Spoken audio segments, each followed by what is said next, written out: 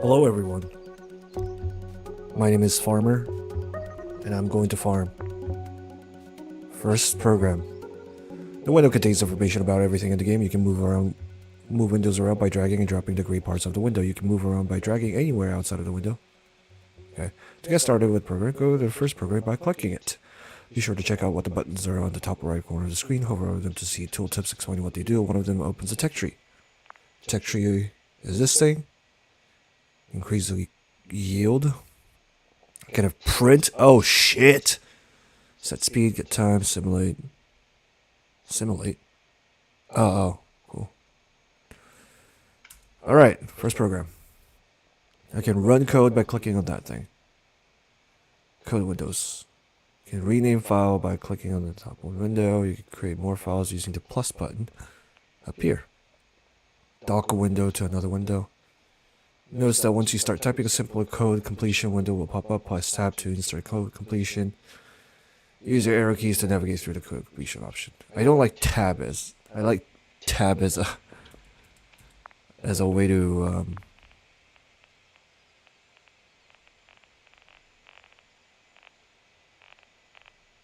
scroll through my selection instead.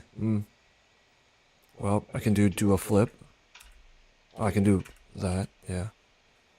Use the F5 to run.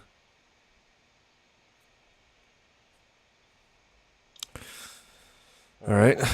I can do harvest.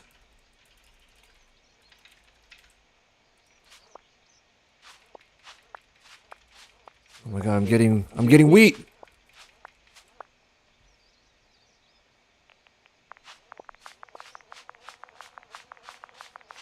Okay, can't do it too fast.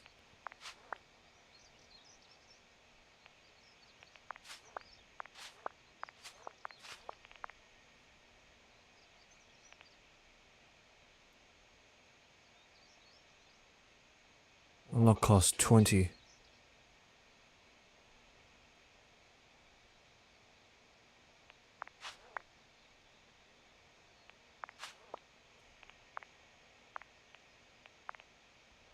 Pet the piggy? Wait, I can do a while loop right now? No. I can do pet the piggy. Nice. Very essential.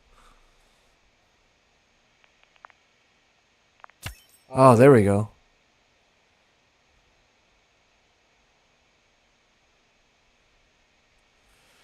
Alright.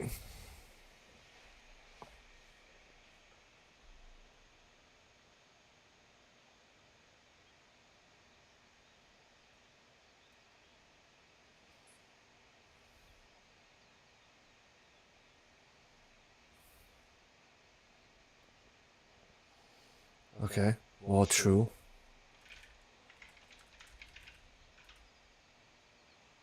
Harvest.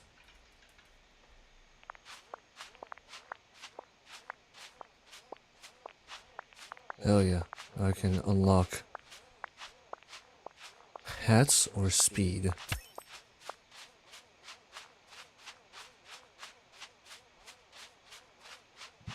Now I have to do if can harvest.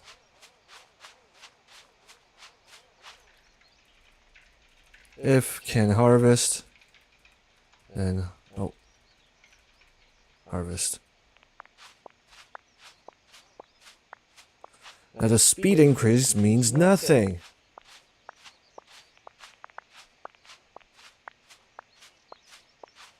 I can expand the farm.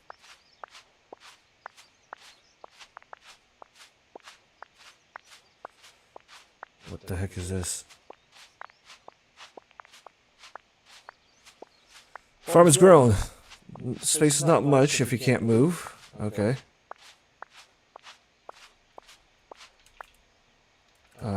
Else. Move. North.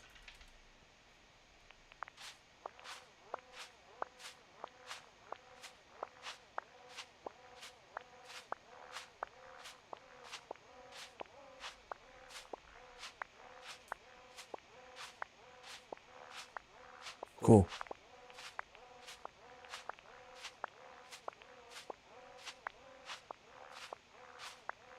looks like 20 wood.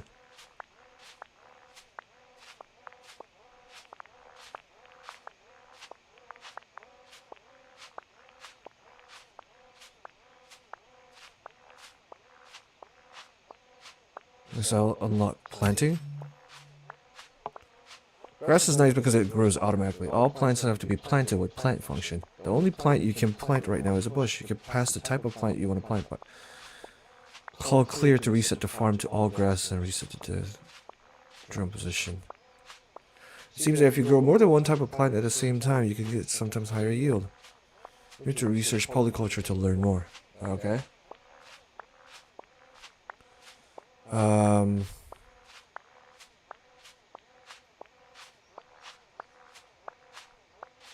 Why would I want to plant a bush though? No, I get that.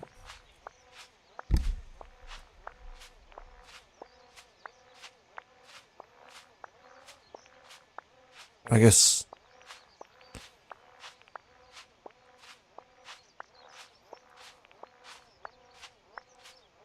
bush allows me to get wood.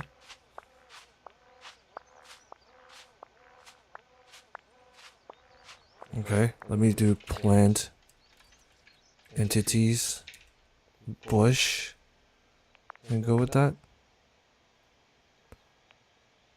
Oh, I forgot the move command. Was it move? Yeah.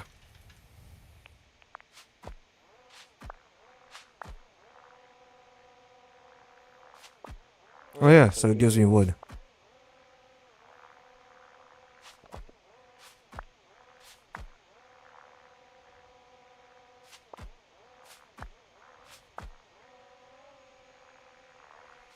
Actually, I don't even need the if statement. I mean else statement. I can just do unindent, unindent.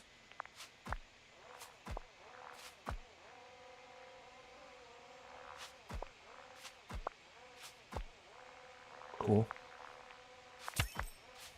And I can do even faster.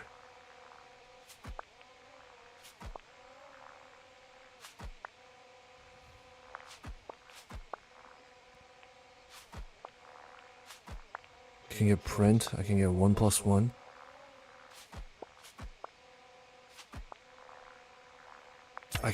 Arithmetic was something I was missing. Damn it. Okay, I'm missing the basics of programming capabilities. Well, now that I've good thing I have arithmetic. Since I want to have bushes and trees at the same time, I'm gonna have to expand. Yeah. There, let me expand. Oh, I've closed something.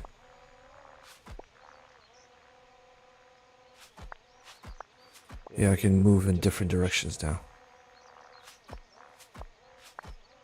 Expand 2, and then this one's for loop. Do a flip, get world size is available now.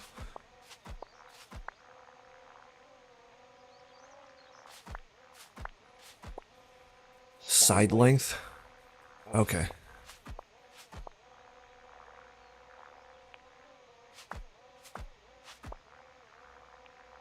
Let me stop that. Oh, well, no, we can keep running. So I'll get world size.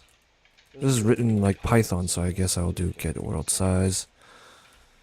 So I guess instead of a while loop, I'll do a for loop for I in range world size.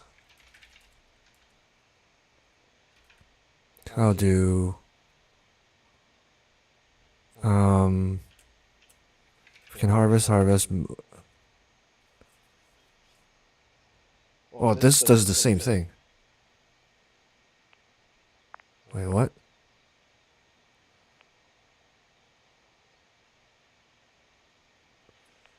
Oh, do I not have that yet? Why is it showing me then? Is it the second unlock? Expand 1. So I don't have expand 2 yet? Okay. Okay, fine. I'll get world size equals to 3. Variables must be unlocked. Oh, that's what it means. I don't have variables, motherfucker? What the hell?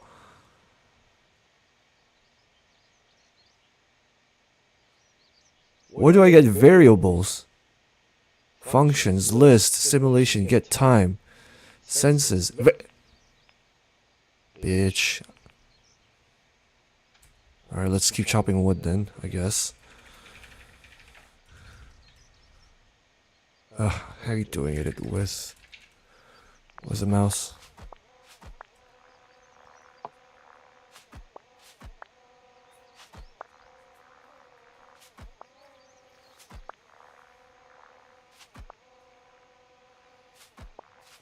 Alright, now that I collected enough wood, I can unlock carrots.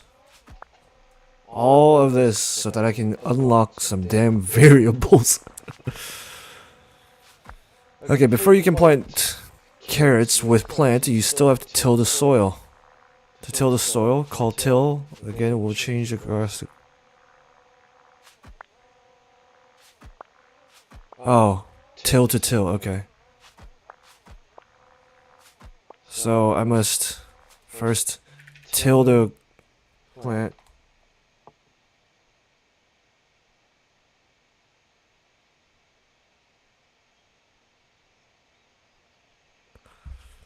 Till the ground, and then plant carrot.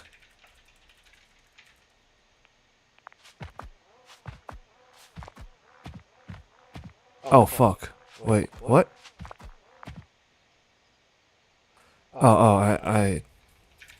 I don't have it in an else statement anymore. Before it didn't really matter. But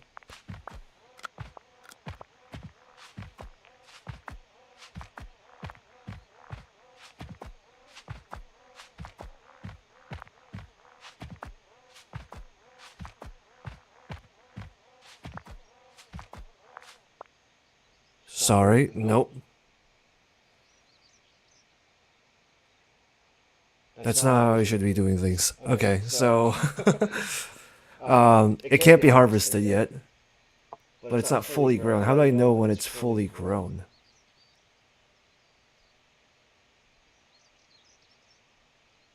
No, I have to wait.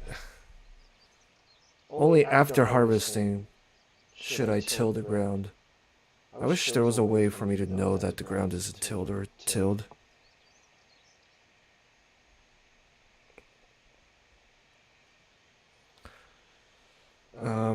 I guess I would know if I have variables. But I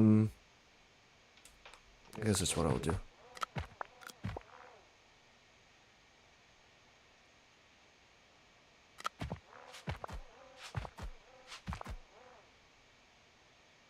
Also, my code gets fucked up whenever I do that, so I think I'm gonna call clear in the beginning.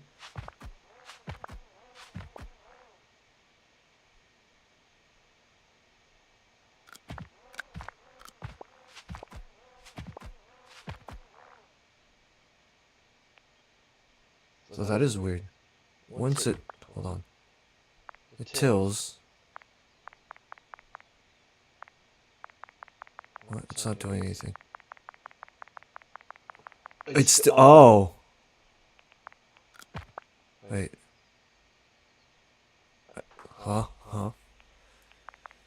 It gets the, hold up, start from the beginning. So plants move north, and while move north is ran, it sees if can harvest is available on the next. It starts moving, but it actually has already moved in the sense that it does harvest, tills, and plants. Move, if can harvest, yes it can, so it instantly teleports. Tills, plants the ground. Move north, it can't be harvested, so it's stuck in this loop. Until?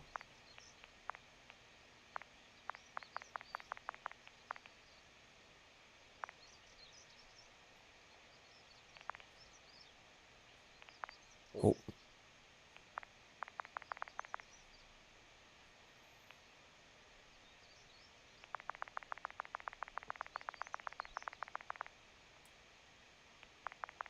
Oh my god.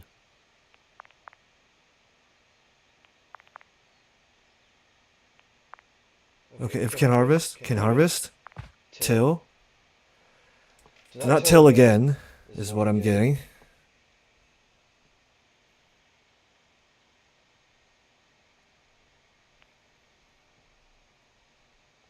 You can't plant. If only I had variables, I would know how to not have this issue. Or if I had something else like arithmetic, senses, variables. I mean, I can unlock it soon.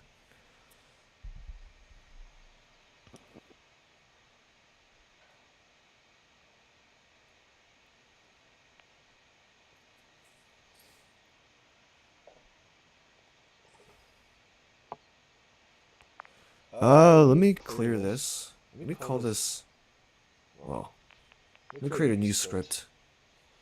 And I'll just call this, clear all the time. And then I'll just do this part.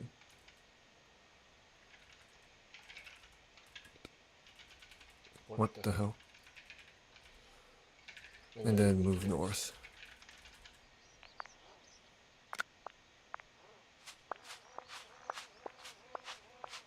I'm gonna get some grass for a bit.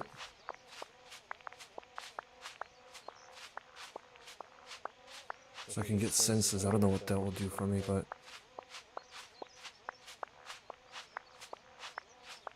yeah, arithmetic is useless if I...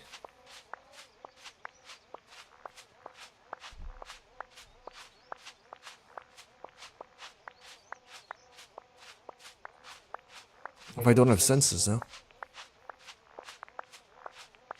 How do I get faster? Oh.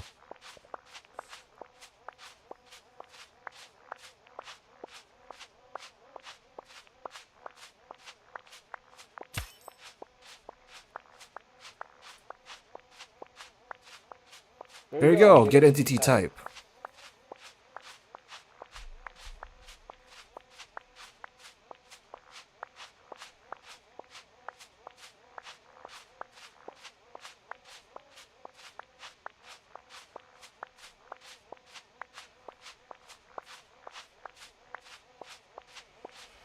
For example, num unlocked will return the number of speed upgrades you have.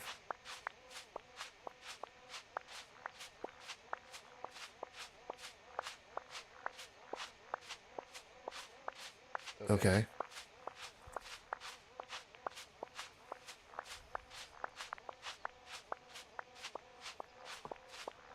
So now I don't have to till all the time.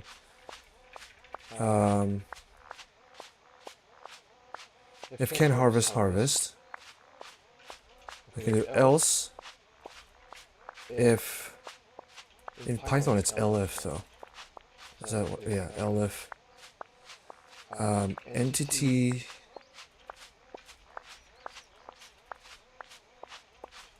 What was the type? What was it called?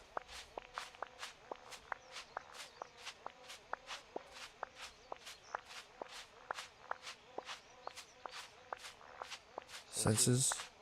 Get entity type. Okay. Get entity type is entities dot caret. Wow. Is it a not statement? Not.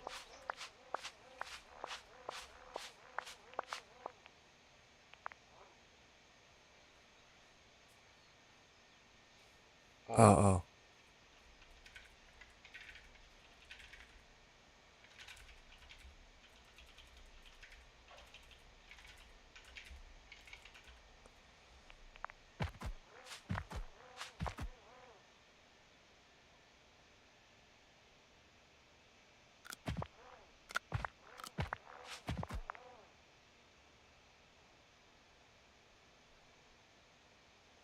Harvest and then plant.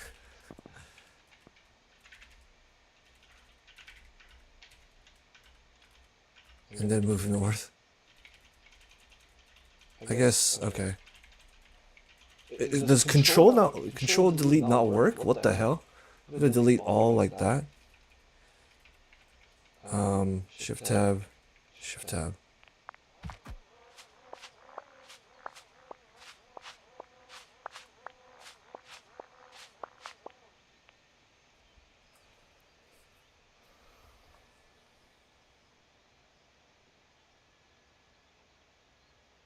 Oh, whoops.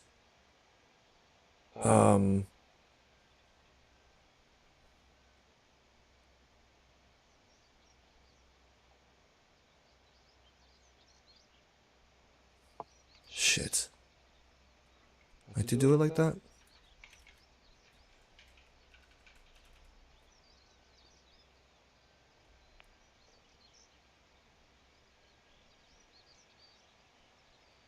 Because I want to do this check first.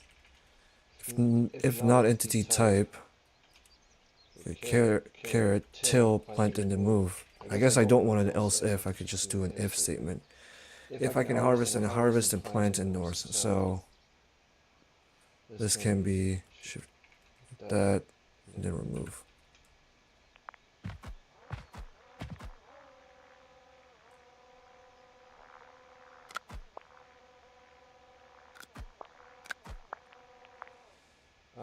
I don't want them to move if you can't harvest.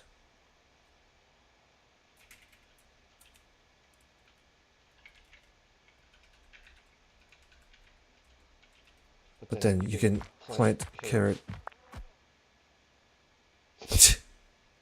No.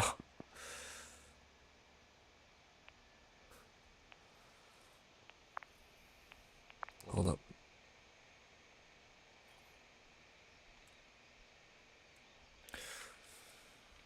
Okay, that's a little annoying.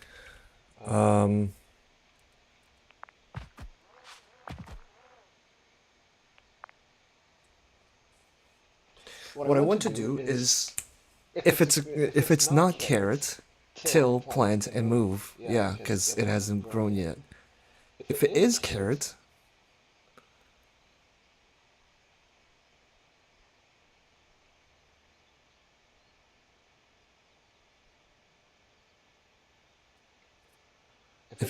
I want to check if it can be harvested. If it can be harvested, harvest, plant caret, and then move on. I guess it is exclusive.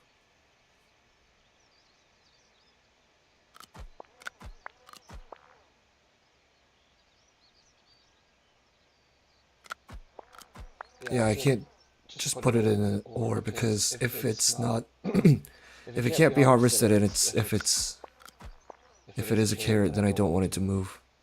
Okay. I try to do too much. I can get variables. Finally!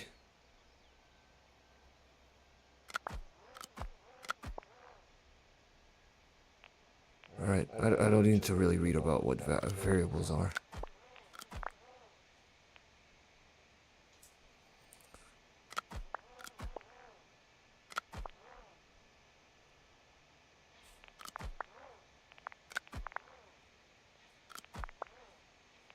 But you're telling me I don't have get world size yet, right?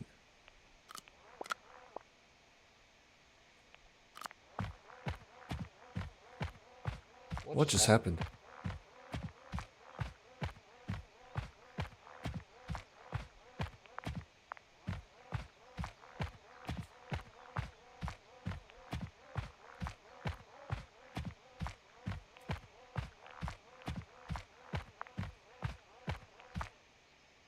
Huh? Till and then plant the caret. What?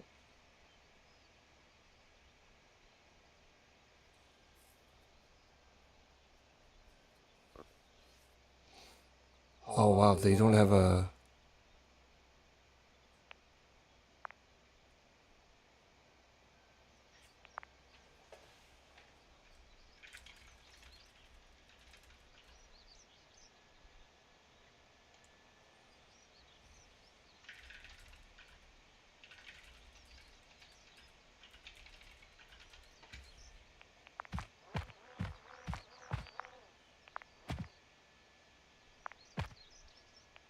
I can't plant a carrot after I till it, huh? That's what I've been doing the whole time.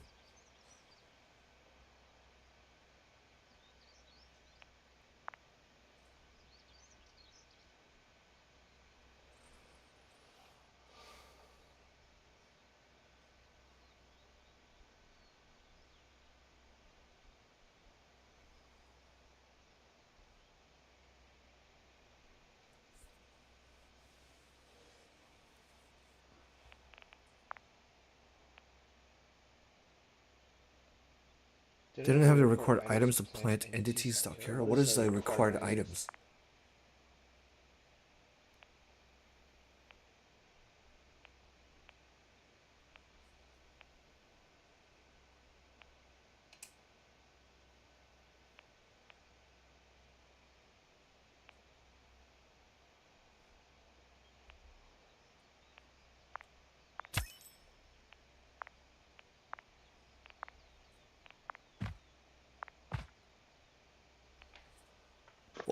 What just happened?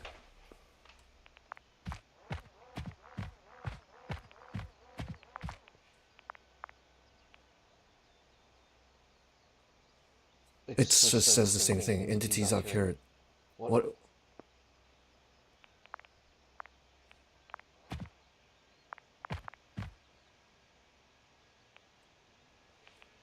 Did I get a new requirement that came out of nowhere? What?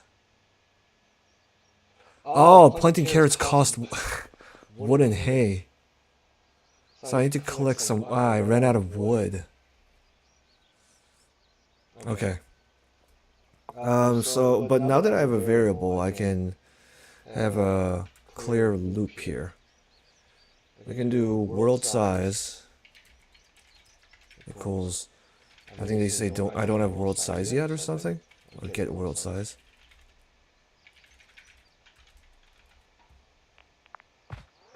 It runs right. Okay, cool. So I will do. Bro, I can't believe I can only delete per character. For I in range, world size. And it'll just do 3 times, right? And then it'll stop, yeah. I'll put this in a for loop, in a while, right? I guess I have to do it like this. Tab. And then at the end of it, I'll do,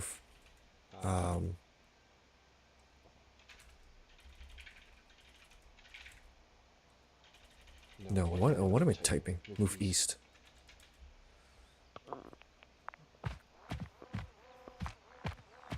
And even though I ran out of wood, so I can't do this. Let me make a loop here. I'm gonna call this. I unlocked functions, right?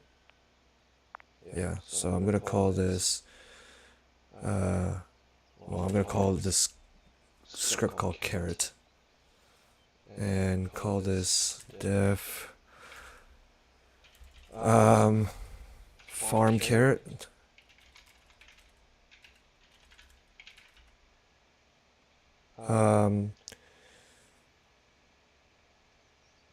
If get ground type equals entities dot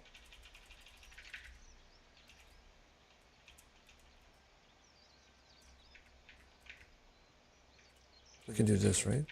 Yeah. Grounds soil. Then till. Else if, so this is soil. This is soil, but get entity type is not carrot. Then plant a carrot. If all of them are true and can be harvested, then harvest.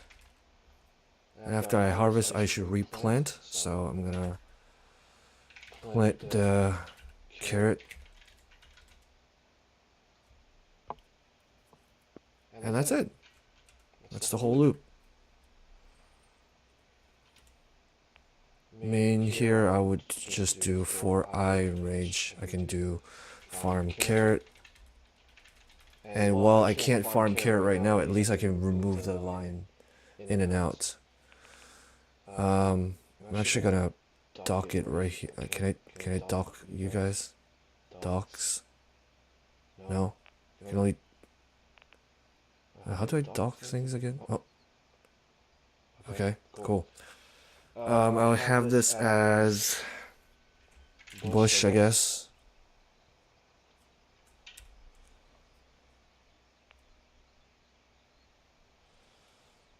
I'll have another one. Bush def. Farm bush. If the ground type is not grassland, grounds grassland, then till it. Else if get entity type is not bush, entities bush, then plant the bush. Else can harvest. I'm already seeing like another function I can write for this.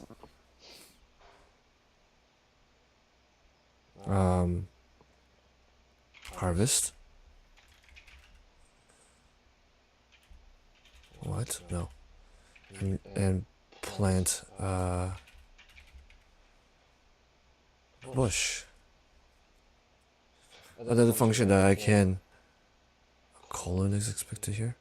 Oh no. Else if. Otherwise it can't do any of these things, right? Yeah.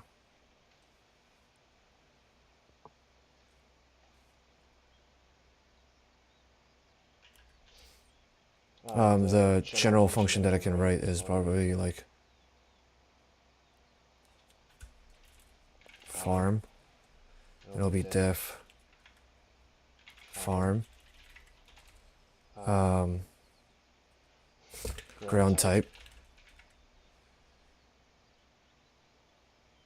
Entity type.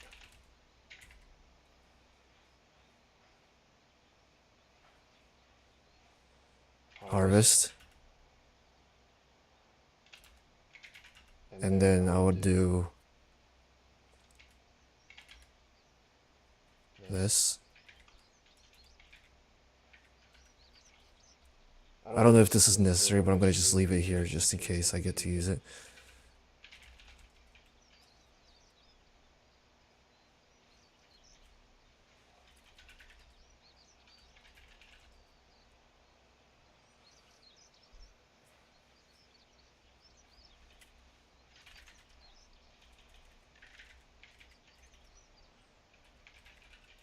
I hate that it doesn't have oh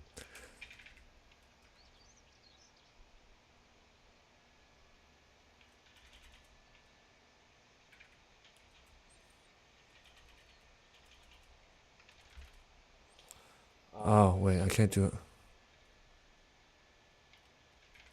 Let's just call it harvest F. There. Forget about that thing though. Let me just look at main right now. I can do farm carrot. I want to farm wood at the same time. I guess I want to do some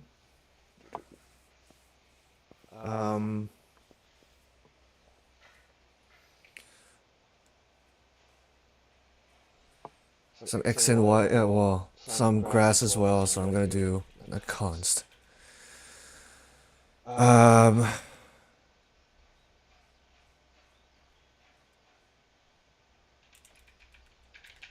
I guess I would be doing 2 loops here. See, this is crazy. I can jump between words with control, but I can't delete multiple words. Is that a setting?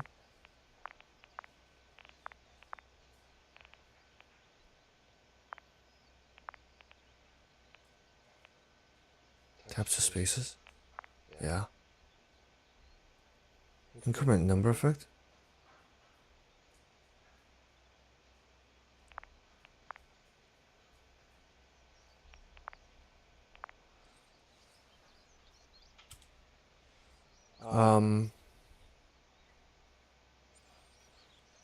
for I in range.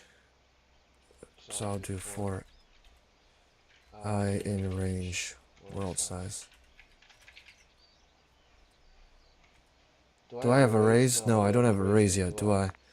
So I can't even do something more complex at this point. I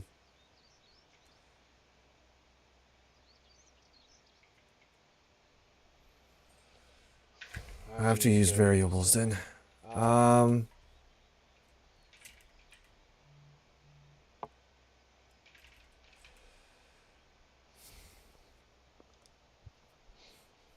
I will call this column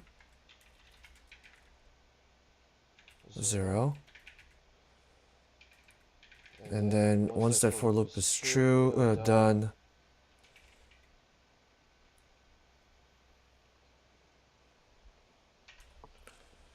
If col equals 0.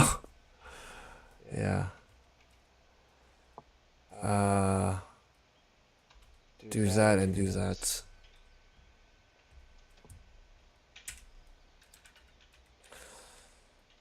Else, if column is 1,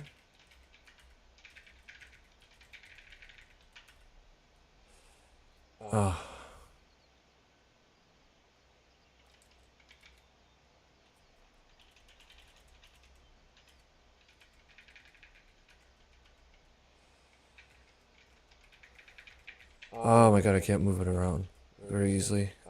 Farm bush. And then move east after that and do col plus plus.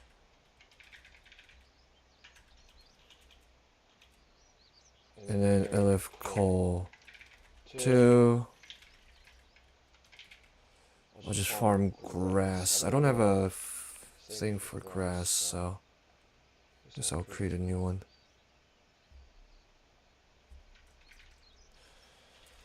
Grass. Def farm grass.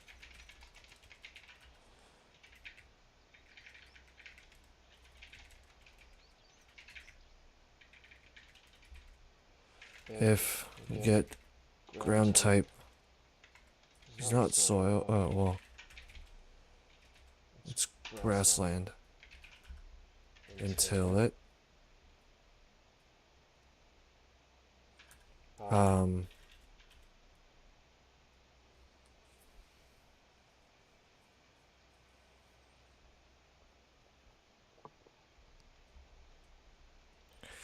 And I can do else can harvest. I don't need a second one. I mean, I can just have it do nothing. And I'll harvest. And I don't need to plant it again. Grass grows automatically. Oh.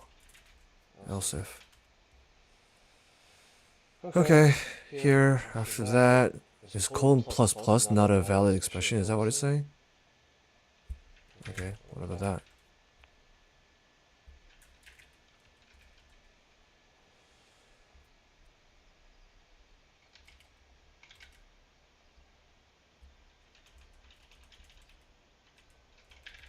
Farm grass.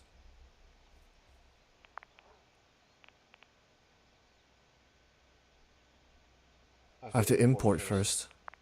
Hold on.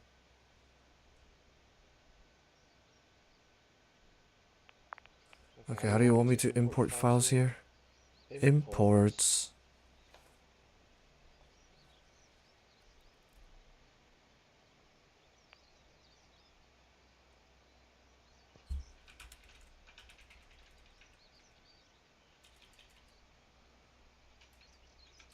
Do I not have imports yet? Oh. Oh. Okay. Well, in that case, I gotta copy you over.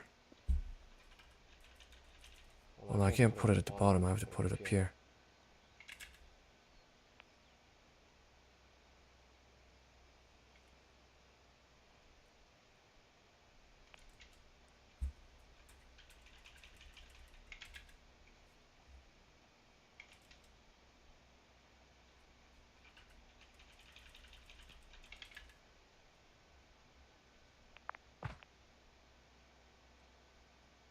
Oh, whoops.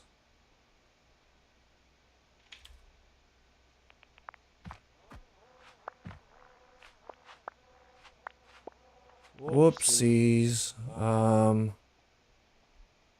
After it farms carrot, it should move up north.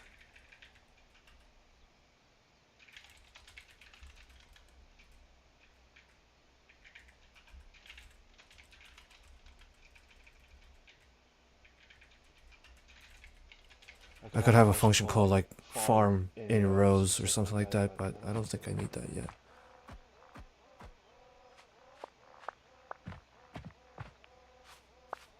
Oh, what? I don't reset the fucking value, man. Move east and then do col equals 0, okay? Alright, let's try it again.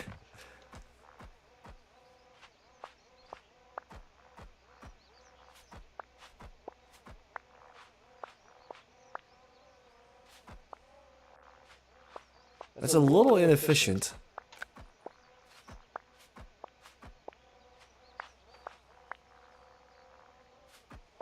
But it does get the job done to a certain degree.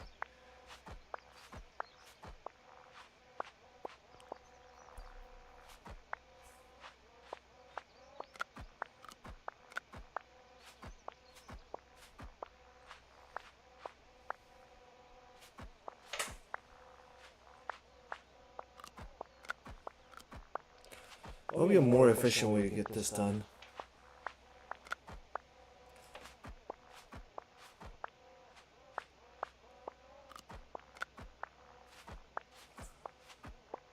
I feel like if I'm on a second loop, like I planted it and I'm going away somewhere, it's much faster, much more effective for me to wait for the carrot to have finished growing and then pick it up, instead of just skipping over and continuing with the row.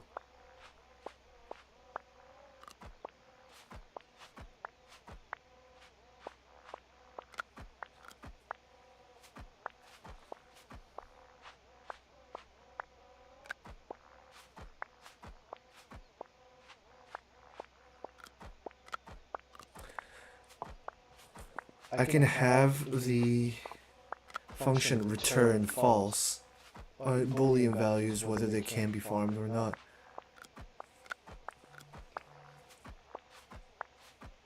Well, whether they can be harvested or not.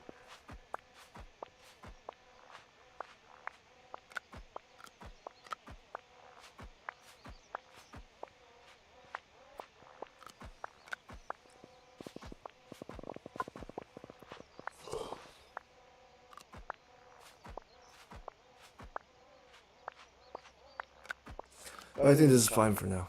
I don't want to think about all that. Everything has a different growth timing, and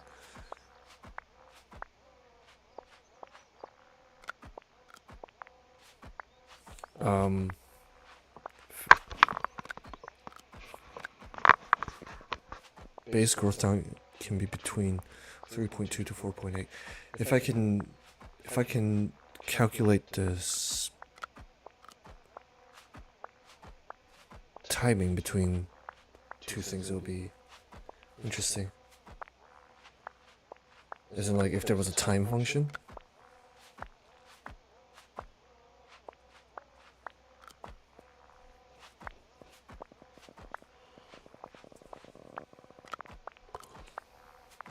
Anyway, I think I should be able to unlock a lot of things now. Import. So I don't need all this code in here anymore.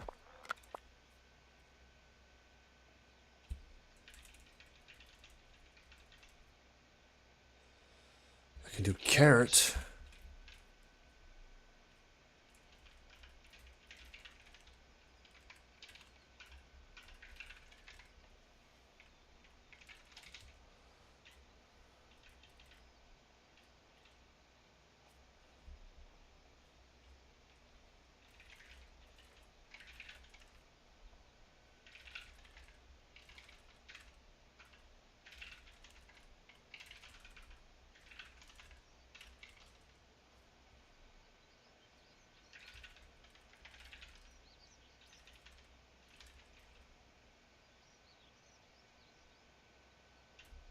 That's not the syntax though. It's usually from. Oh yeah.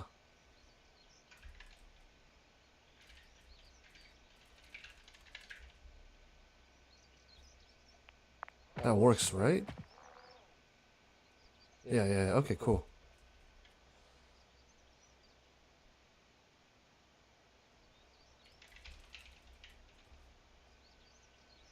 Or I can just do import, can I? No, no, no, no.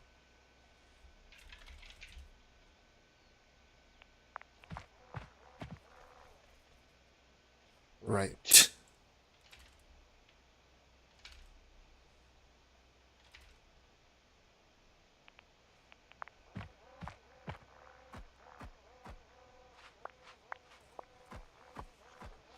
Not the most efficient initialization of the farm, but I can do that. Okay, I'm planting everything that I can now.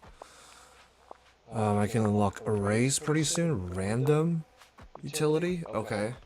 Like, why would I want that? I can get watering? Oh, let's water.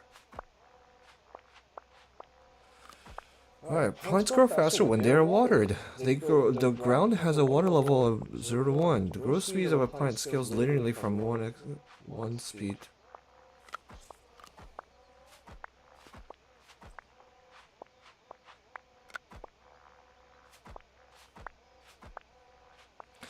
Maintaining a high water level will consume more water than maintaining a low water level.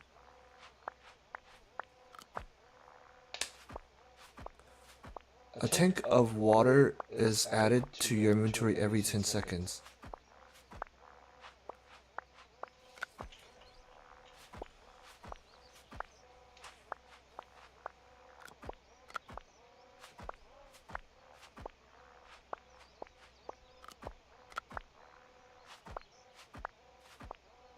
You can use water on your plants. One tank of water is automatically added. How much water am I spending per watering a ground?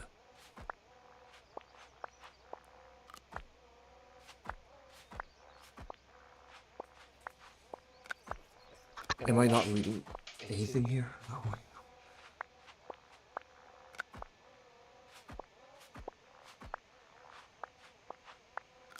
So I have 8 tanks, right? Or do I have 8 water or 8 tanks?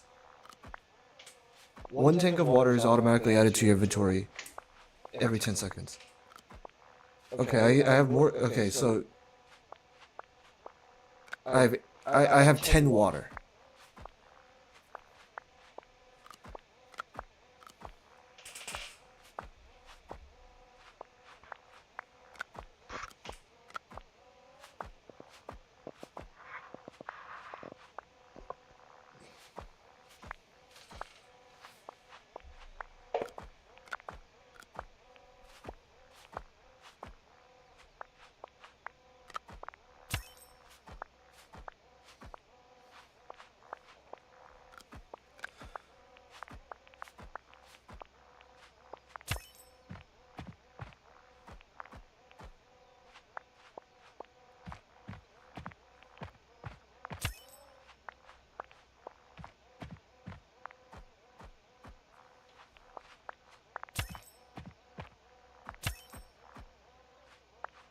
Oh yeah, I got hats now.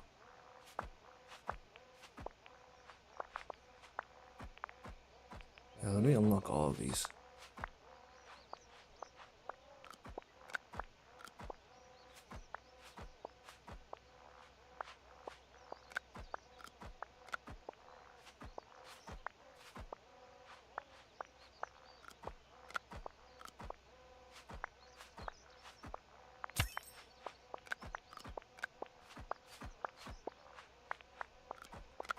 Oh yeah, we're faster now. So I am not doing this in a loop that I want to be looping in. I'm only supporting up to 3 right now. Because do I have arrays yet? No. Oh boy. This is a mess, isn't it?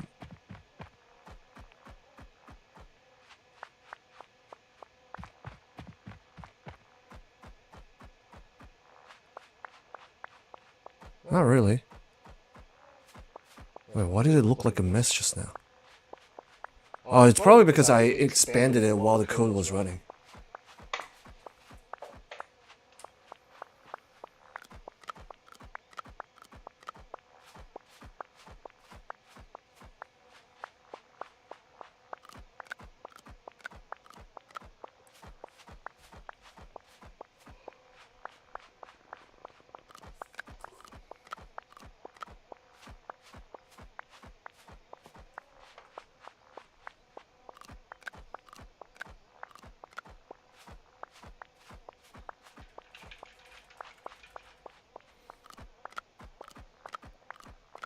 So what was I gonna do? Watering will... I don't understand how the water works. I guess I can just start watering then. The thing I think I want to water right now is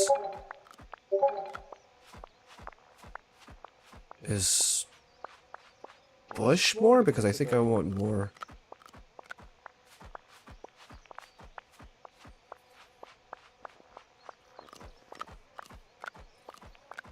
Nah, I need to debug this shit. Hello, noob. Clear everything. And then I will plant a tree. And then water it first? Get water?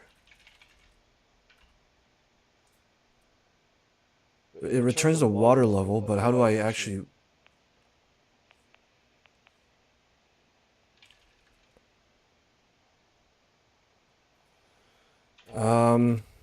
Not much. I just expanded it. I'm trying to unlock fucking arrays. I'm just trying to understand how do I get water is a function to return water. Okay. How do I... Oh, use item. Okay. Use item. Items dot water. So, let's see. I watered it. Water level is 0.24. It drops over time. What if I water like 2 times?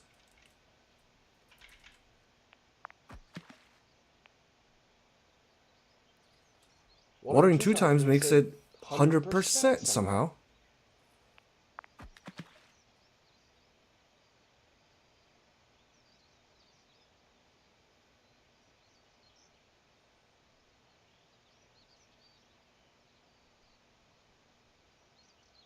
Yes, I get it. The higher the water value, the faster it grows. But maintaining a high water level will consume much more water than maintaining a low water level, which I don't understand. Because... Okay, let me have another one. Use item.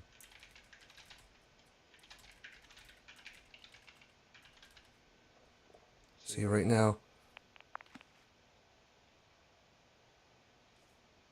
it pretty much went up to...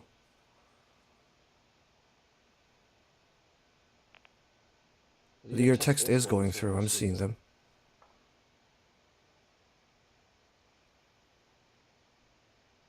Unless you said more than the higher the water value, the faster the water level drops.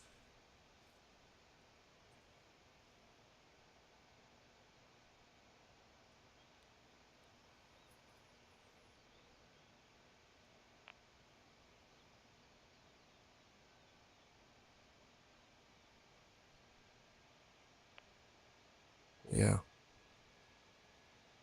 Alright, water. Oh, from 0.6 to 0. From 0.6 using 1 water, 1 up to 0.8.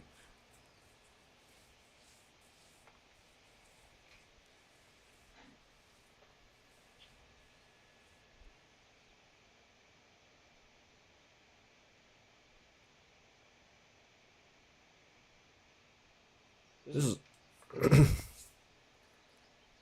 this is some vague shit.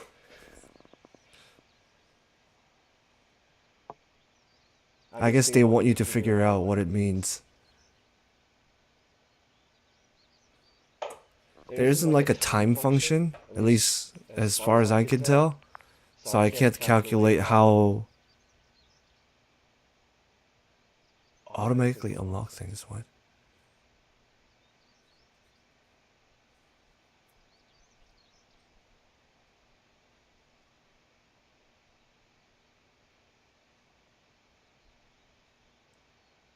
Oh yeah, there is get time.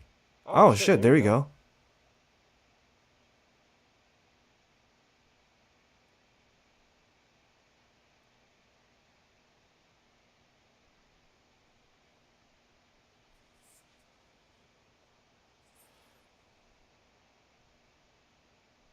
As long as you aren't watering every time you go through it, you'll have enough water. That's what I was thinking, if I want to even like optimize that. Later, I think I can use the get time function to figure out the amount of time it takes to well, use the time to calculate how the water levels are measured. In fact, if I can output it to a file on what the water level is per second, I could probably map it out into a graph and see how it goes down.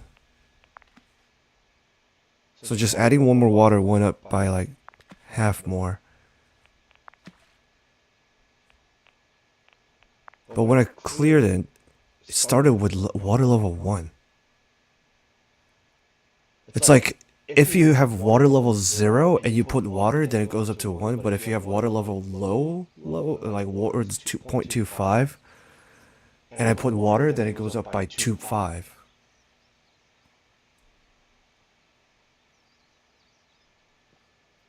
Okay.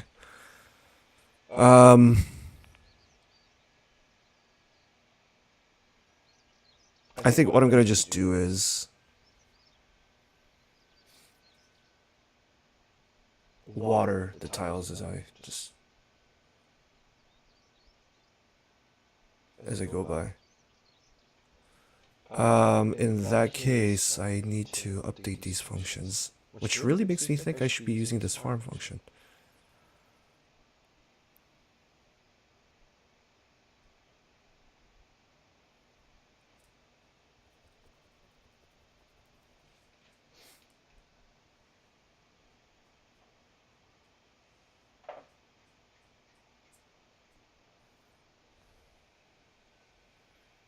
Actually, bush and carrot is the same, the way they work.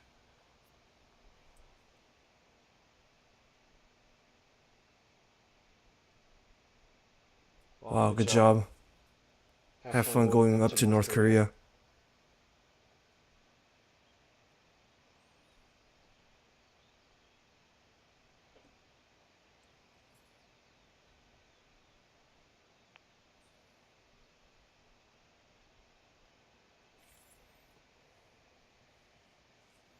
Yeah, bro. Your bus takes you to the next stop is North Korea.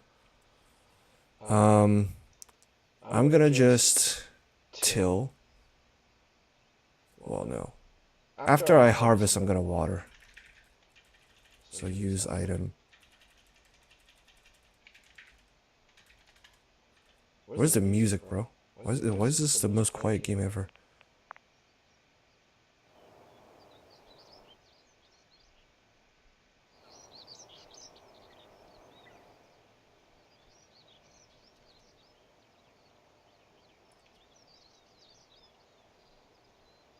I'm gonna play some music myself.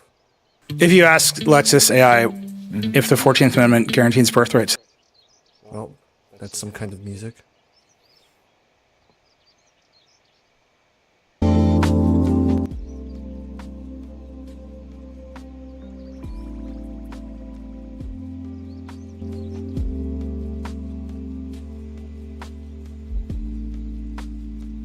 Use items water.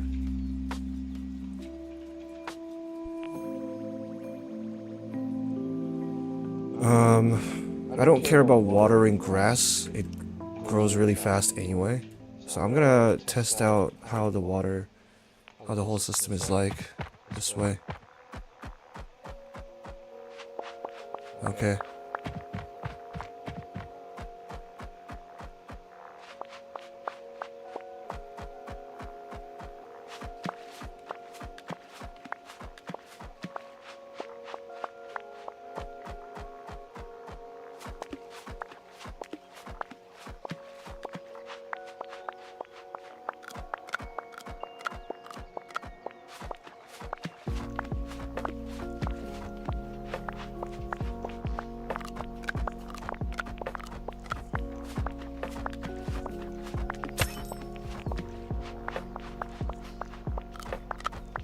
I get to debug.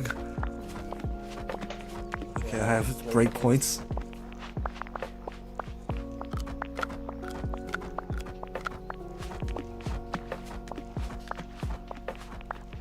I have to grow trees.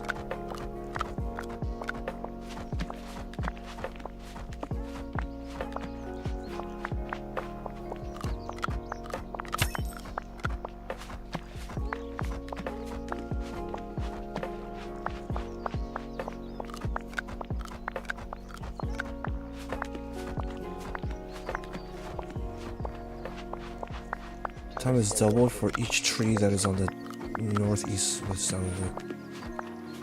Okay.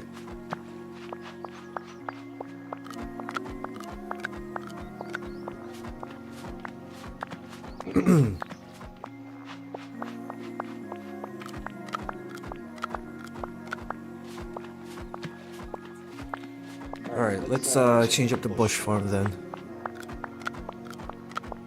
I'll have the bush farm. Bush farm is column 1 right now. So I'll stop this for I in range if I is divisible by 2, then well no, I divisible by 2. No, what am I doing? I have to do percent. Then farm bushes.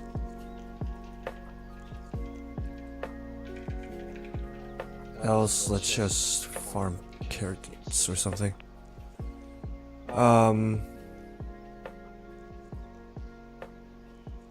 Actually, I want to farm tree, I guess. Does tree have any other conditions than that?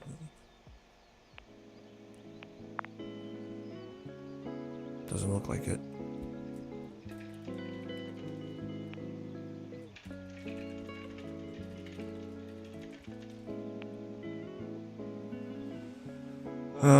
Just do that.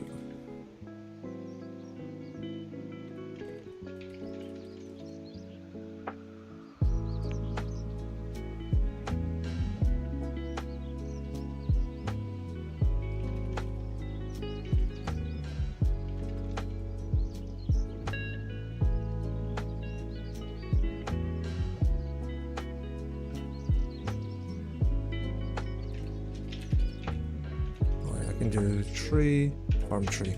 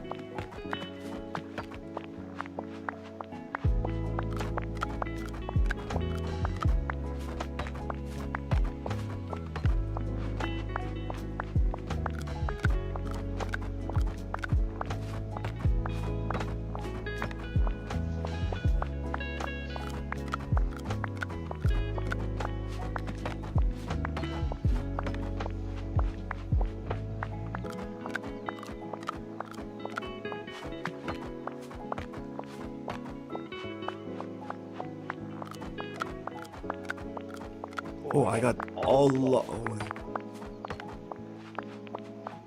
Oh, I didn't have enough water for it. I mean, I guess I can do a water check too.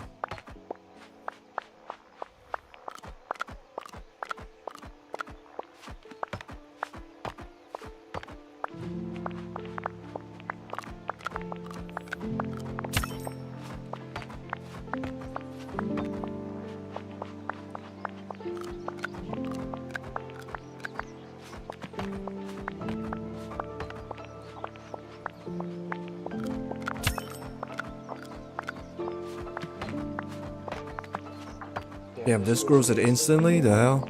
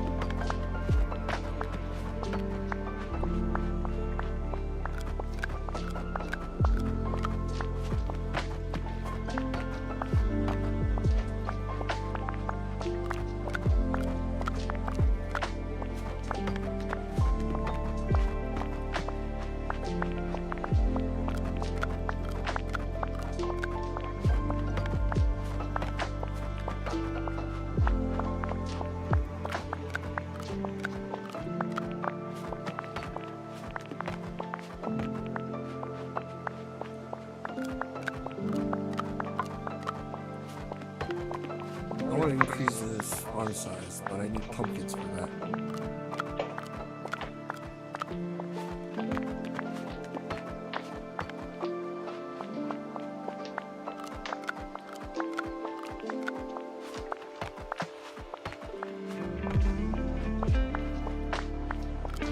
Actually, I want arrays. That's the one that I'm missing the most. There we go.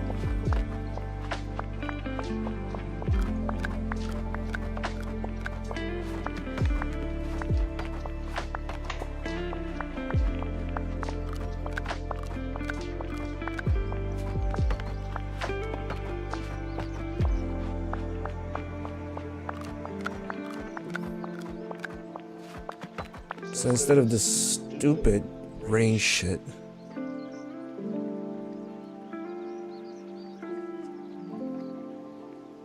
I can do 4 eye in range world size, and then this will be for J. And we can remove all of this. I don't want to really just remove all of it. I don't need the column variable anymore.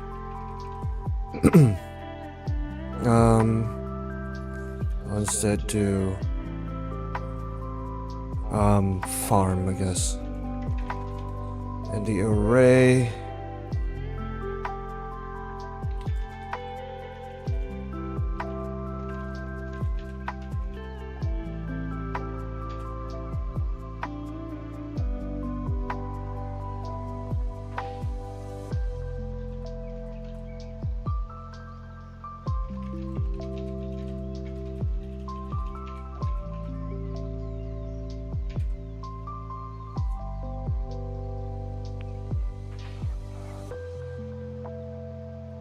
I'm gonna create a new function here. Farm def farmwood.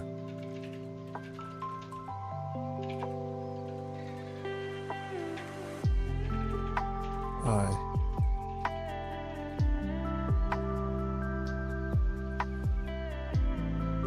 And then it would be this part.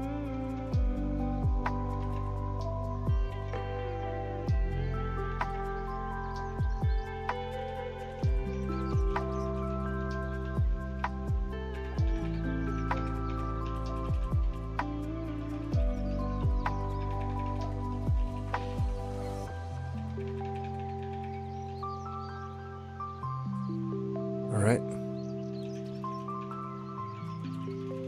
that. We got farm wood as well. So instead of all this,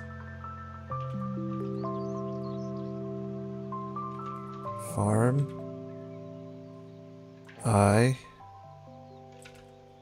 should work.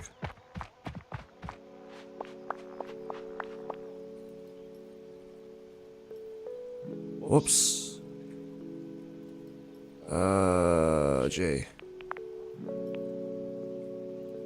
That takes it 0 arguments.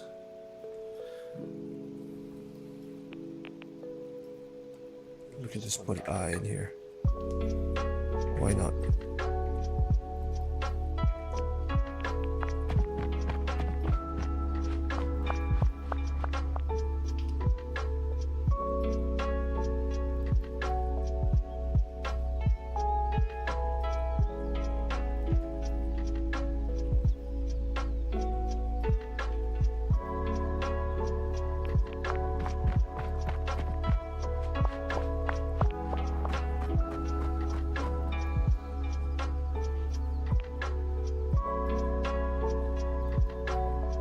Ah.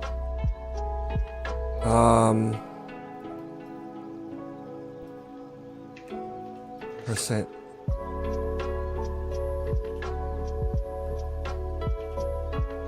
Farm. Okay, first of all, I'm gonna call it farm types.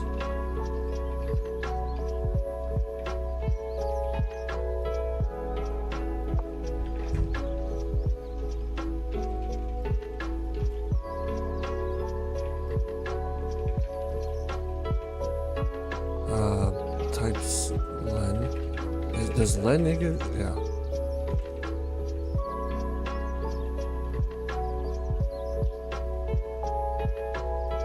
Farm type counts, I guess. I'll do len farm types. And then we'll do percent farm types.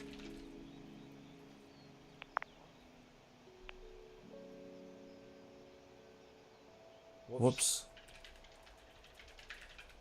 Like that.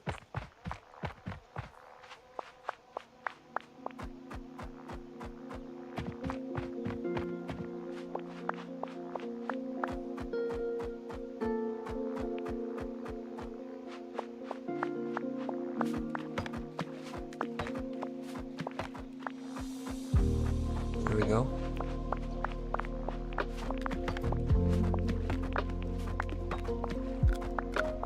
Dictionaries. I really need to farm pumpkins soon.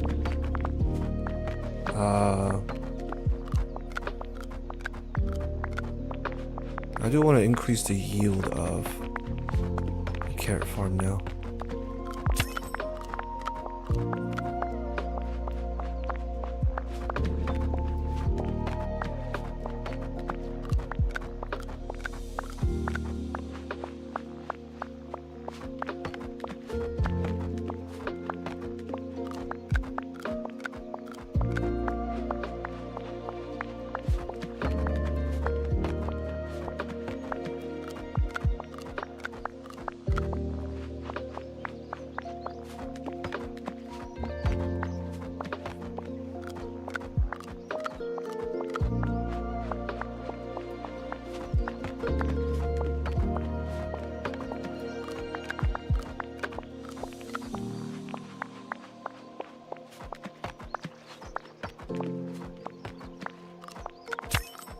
Pumpkins! Grow like carrots on tilled soils.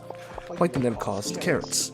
When all the pumpkins are in a square fully grown, they will grow together to form a giant pumpkin.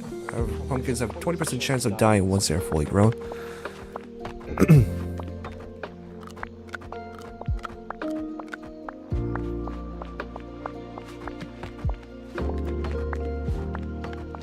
Hold up, what? Okay.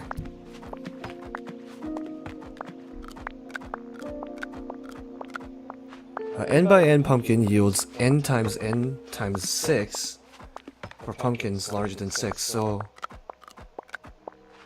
I can see that.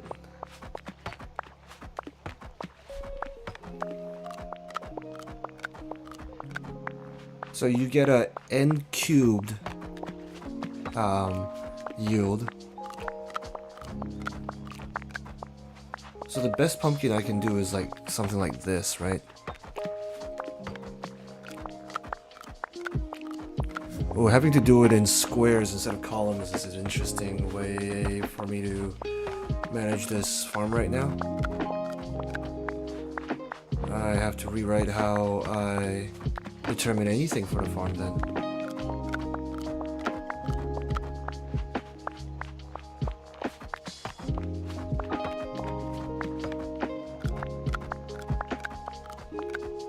Oh wait, 6 by 6? So it's the whole fucking farm right now.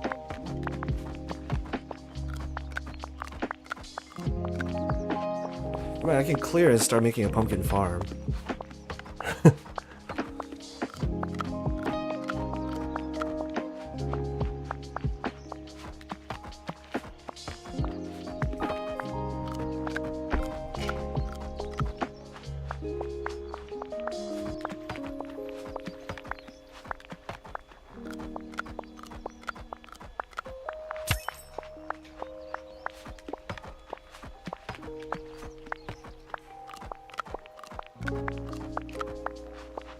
I can get sunflowers too. Sunflowers and power.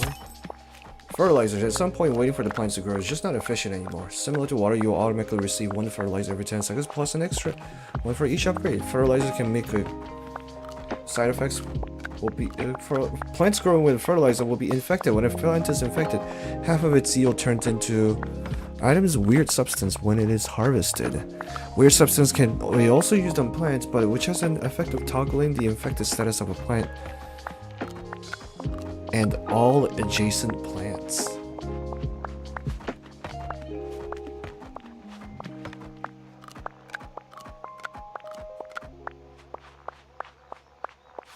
So if you use weird substance on an infected plant, it will cure it, but if you use it on a healthy plant, it will infect it.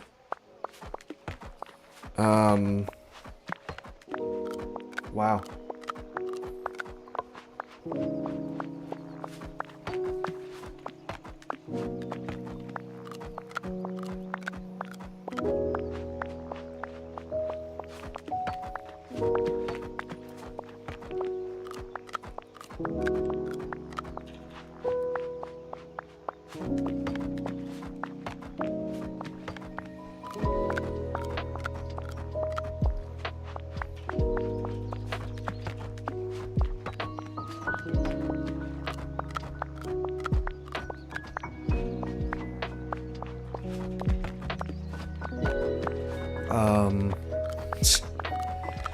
World size equal to world size. So what I'm gonna do here is I'm going to the first thing that I want to do pumpkins. I think I don't think I want to do fertilizers just yet. I don't think I want to do 6 by 6 though. Yeah, I want to do pumpkins so that I can. Yeah, I ran out of water.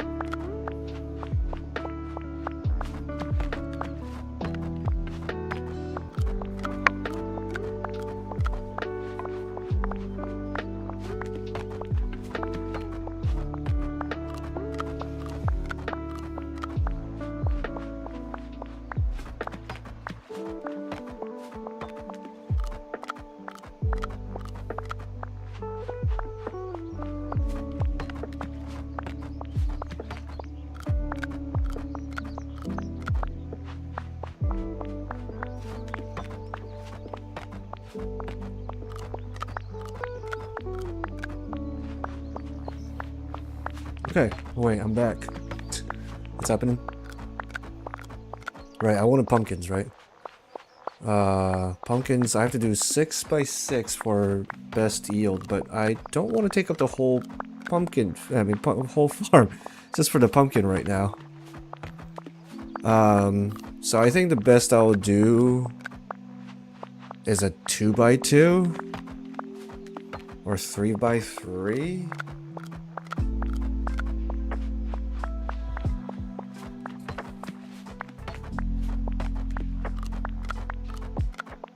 I have to consider the yield of other things. So if I do a 3 by 3, the easy way for me to look at this farm is as 4 grids instead of 6 columns, which works out perfectly because I have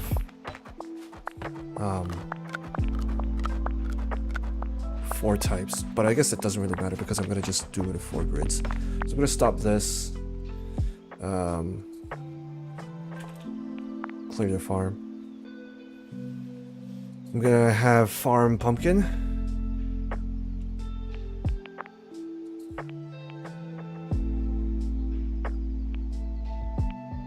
I want it there. No, not delete. Let's just close here.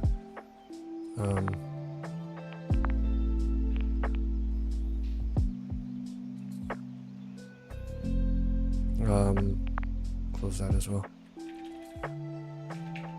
Pumpkin. And I'll import the pumpkin as well.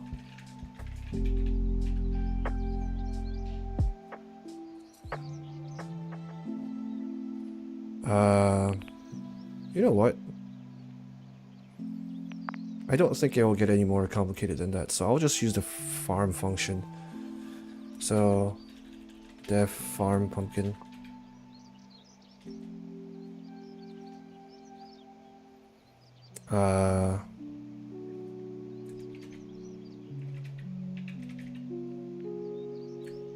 No, I should just do def farm. And what are we doing? Do I need to till for a pumpkin to grow? Till soil. I'm going to cost carrots. Okay. I'll just call farm, not farm. Grind type has to be grounds tills soil. Shit. Soil.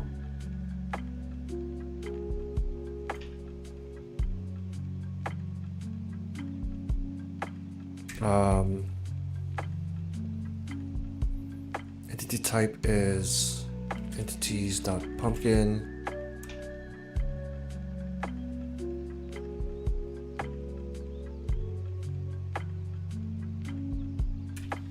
Actually, pumpkin is a little different. If pumpkin is dead, then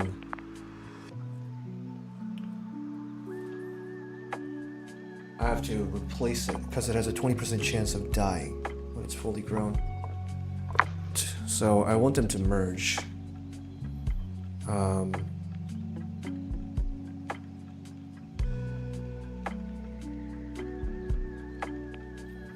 So okay, let's do this. We can, this part is the same, right?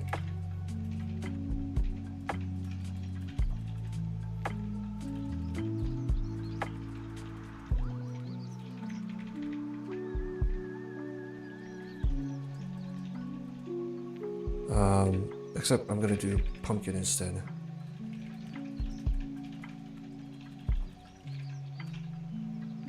Oh wait. When a pumpkin dies, it leaves behind a dead pumpkin that won't drop anything when harvested. Planting a new plant in its place automatically removes the dead pumpkin, so there is no need to harvest it. Oh, so yeah, its get entity type won't be pumpkin. So I don't have to have a new condition for it. I could just use the farm.farm command.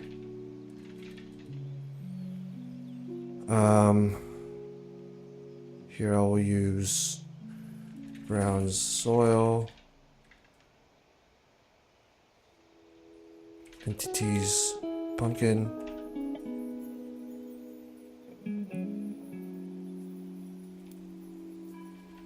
Kind of do it like this.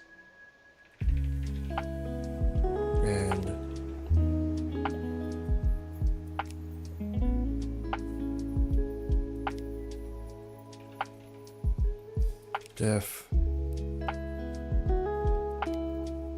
Harvest.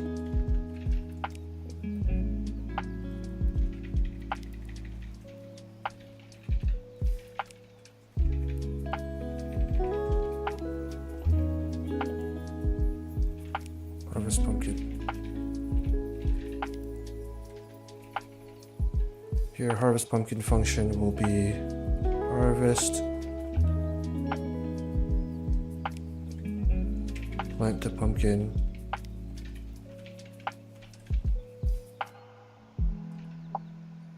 And use water, I guess.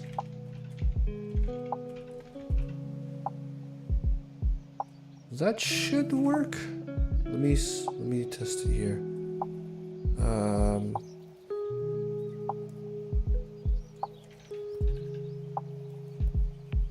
Let me test it here.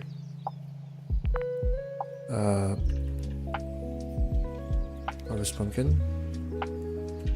No, it should be farm pumpkin. So import. Well, from import all. And I'll do pumpkin. Is pumpkin not imported? Yeah, it is imported. Pumpkin, harvest pumpkin. No, farm pumpkin.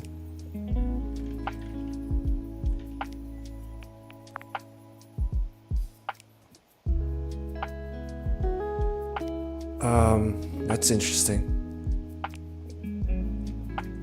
I didn't know I had to also import farm here. Oh, it's because farm is never imported in the import itself, so I have to import it up here. Import farm.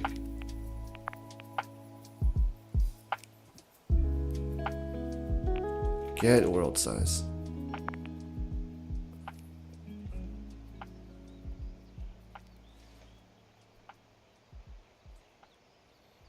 Okay.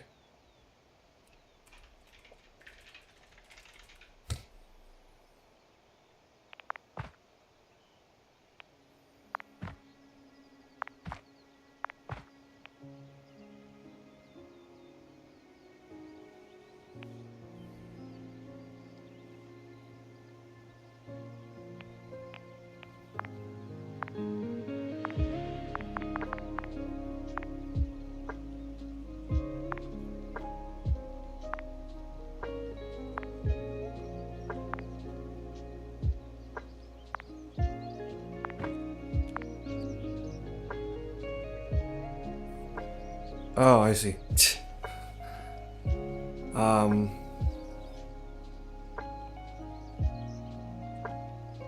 You know, I should have always done this.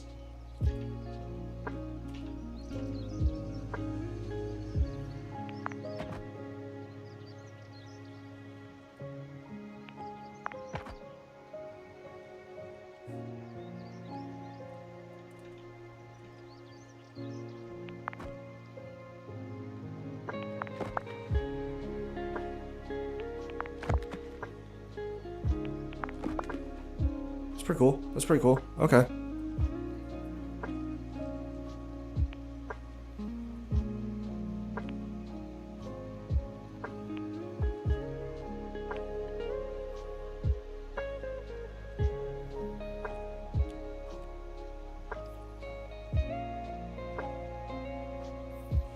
I have a feeling this harvest pumpkin function is not going to be too necessary, that I could use that for all things, but I'll just leave it like that for now. So I'll do 3x3s. That means I'm dividing the grid into 4 pieces. And instead, so I'll have farm pumpkin here. Pumpkin, farm pumpkin. No, And if I'm dividing it into 4, I kind of want to do all these 3 in one farm. So I'm gonna just define a grid here. Grid farm.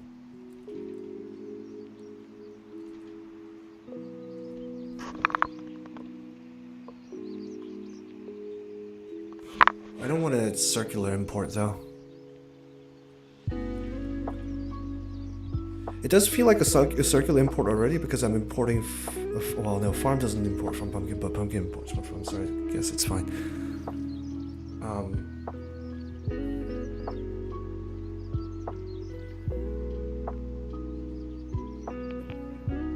Yeah, so this is the fountain base. I'll call this plant, actually.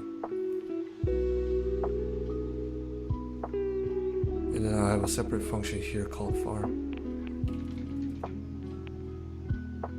So I'll be importing plants first.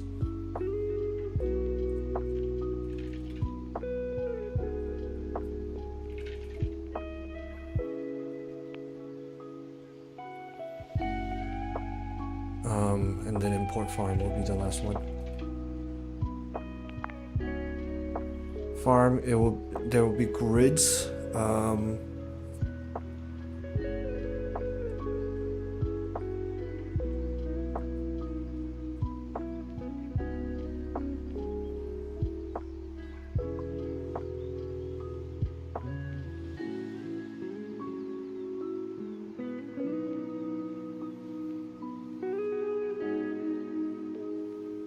I have to define the grid given an X and Y coordinate, I think. Or no. I'm gonna be dividing the whole farm based on the number of no, I want to hard code it.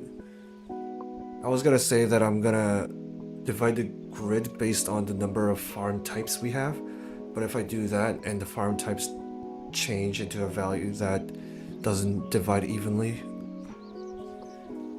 then it's not great.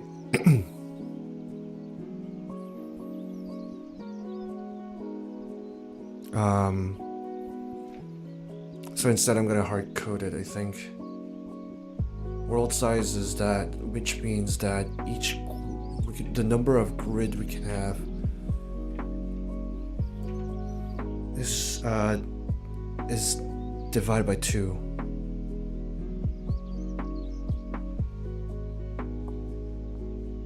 Then multiplied by 2. No, we have 6.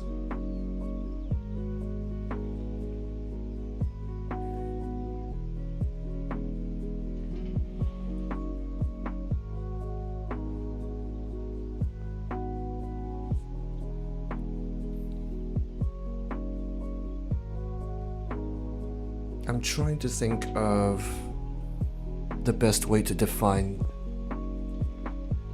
the grid that we're gonna work with.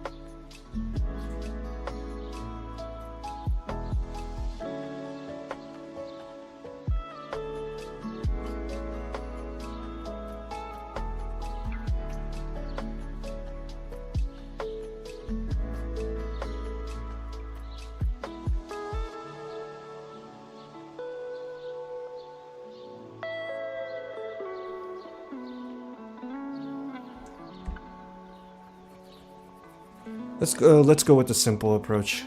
I'm just gonna say that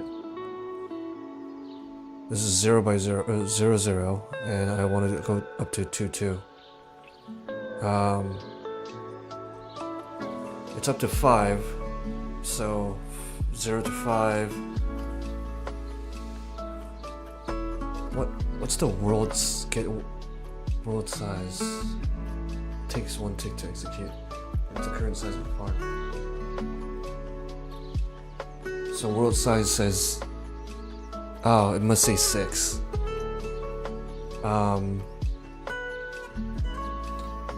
So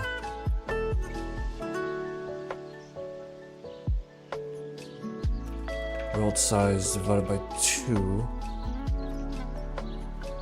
be 3.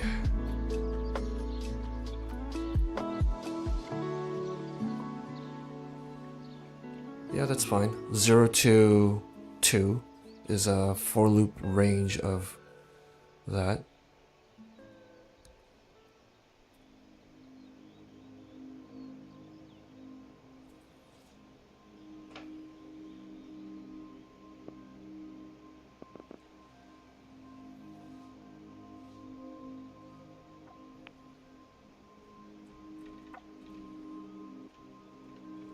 I still wanted to go through each of the rows, but once it is in the range that it needs to be in a different farm type, then I want it to swap. So if we have carrot grass farm, well, I want to first define a grid farm, right?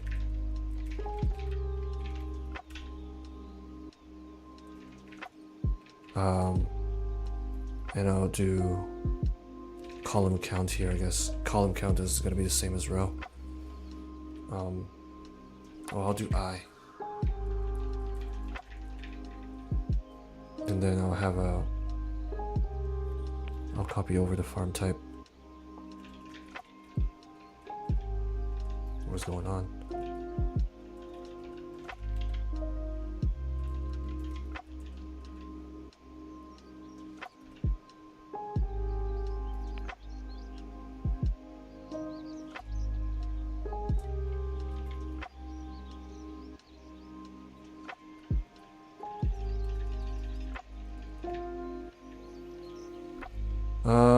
Oh my god, having to use mouse makes me want to die.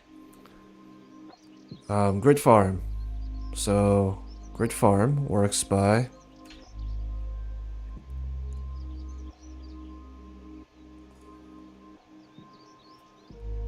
why am I just getting the I? And what that attach itself? Grid farm works by, let me move down here. Okay. Fuck off, debug. Let me detach. Go away. Grid farm works by. It takes an I as the current row. But I guess I also want the current column, so I'll do column row.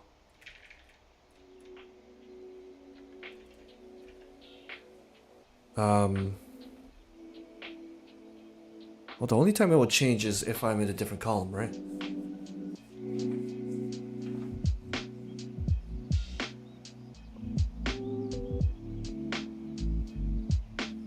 So I'll just do farm types. I didn't get to farm count.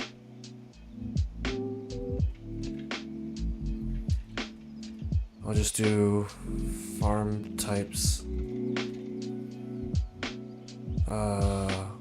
Column percent. It's just this.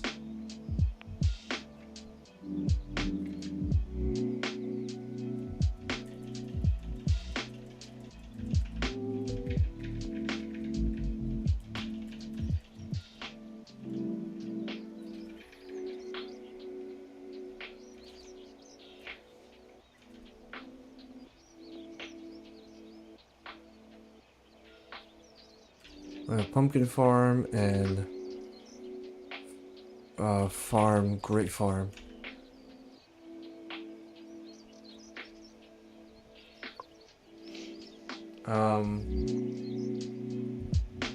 For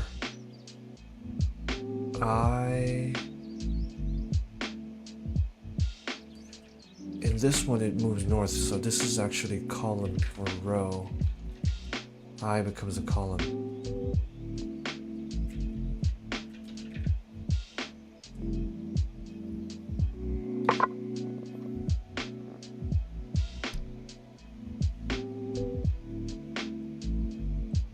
Do I have dictionaries yet? No, I don't. I need pumpkins for that.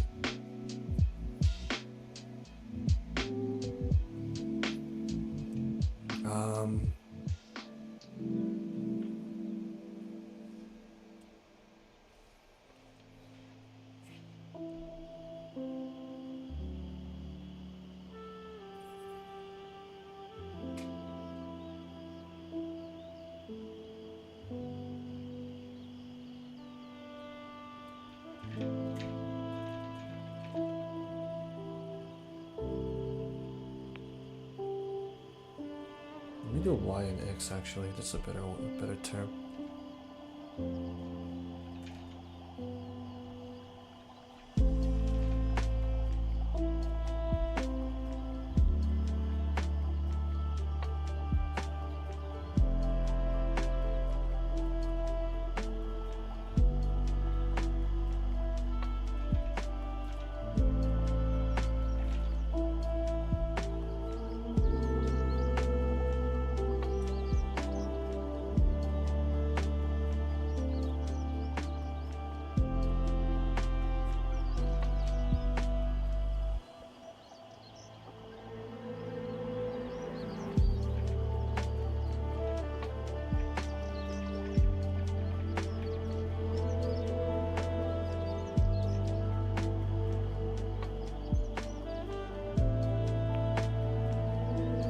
Yeah. Now the only thing that I have to define is how I'm going to identify. Yeah, so what I did here is it's hard to explain as I'm doing this. I have 3 types of farm right here that I'm able to farm given the X coordinate. So as I move to the right side, I am changing my X coordinate so I can farm different things as I'm going.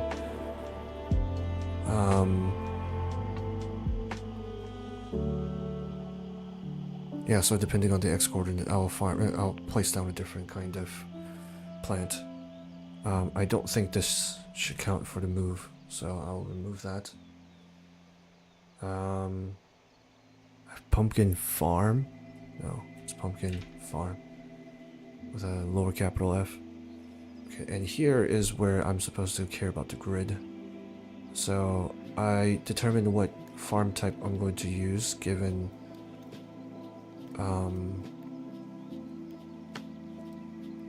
given the current farm that I'm in, given the current coordinate I'm in. I'll just put 2 more farm, great farm.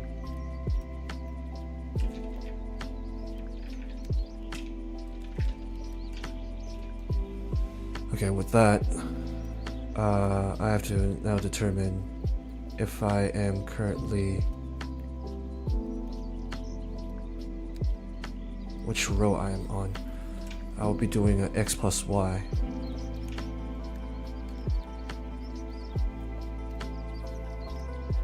Any X within the range of 0 to 2 will be considered 0.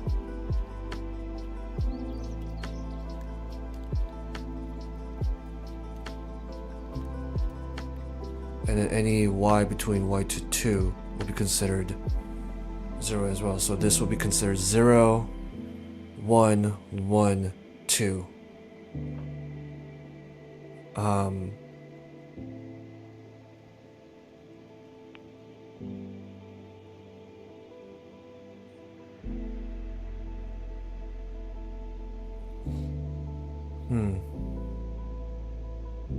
That's one way to represent it. The other way to represent it is by the grid.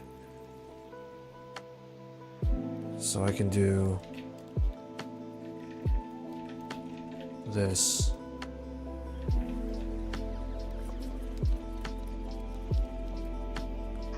So I'll first pick between the two, and I guess I have to do Y. I don't think it matters. And X percent farm type count.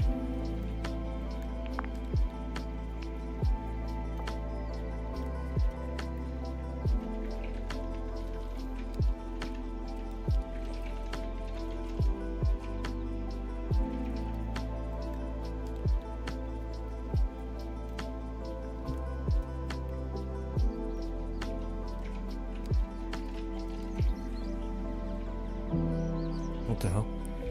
Import bush, import tree.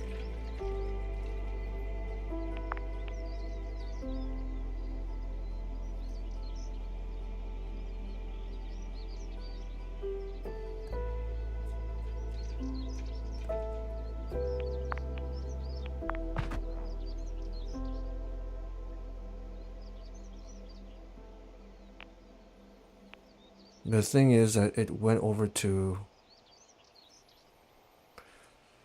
Grid Farm, which then the Grid Farm decided it was gonna be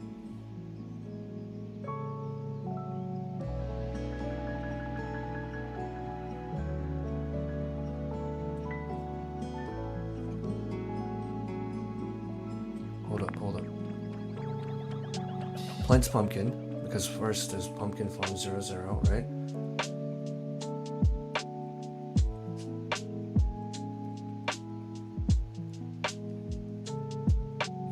How do I say this? Anything between 0 to 2 is I don't want percent. I don't want percent. I want divide.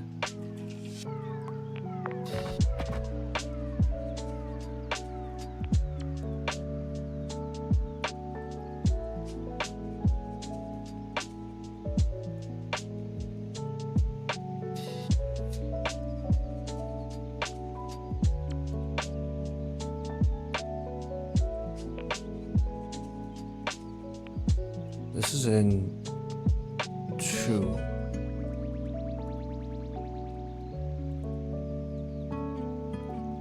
So it probably became 1.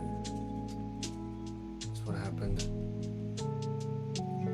So it's not dividing by farm type count, it will be dividing by world size.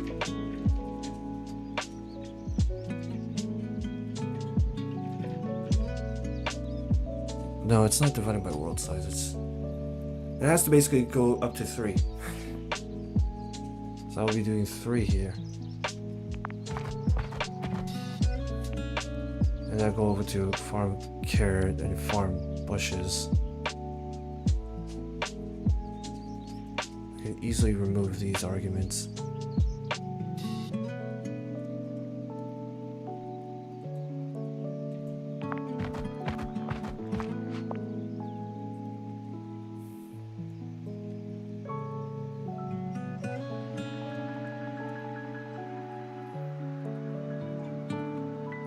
Hold on, what?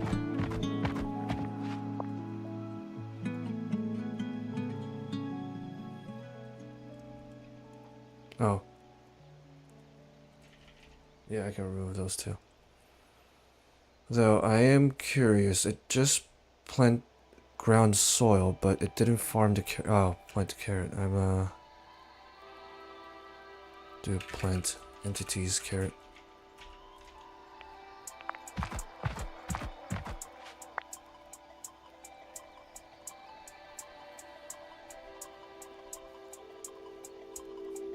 Oh, whoops. Why did I do that?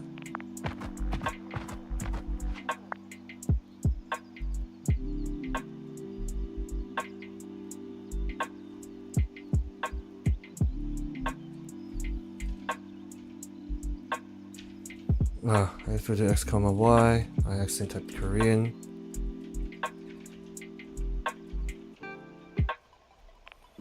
Which means all of you need to take X, Y. You know what?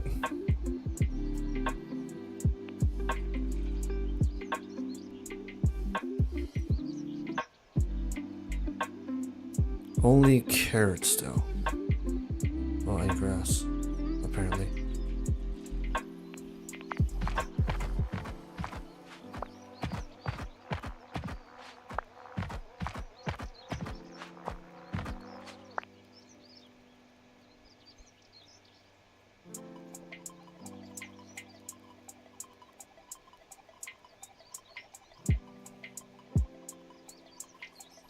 Oh. Oops.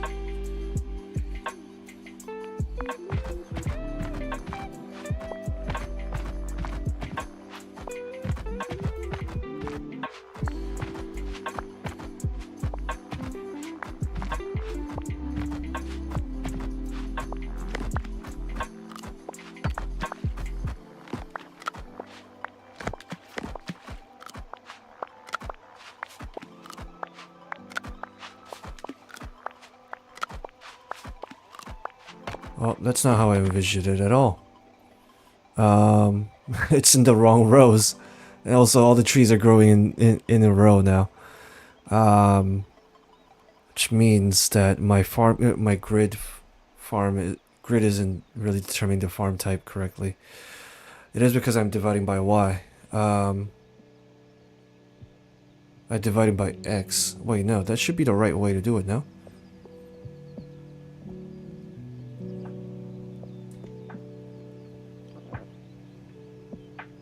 Am I going up by X? No, my X is staying the same.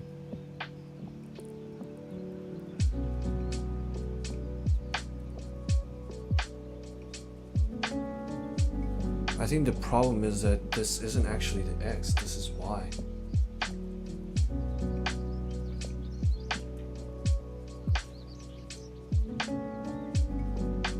Yeah, that is true. I'm moving east every time it's happening, so.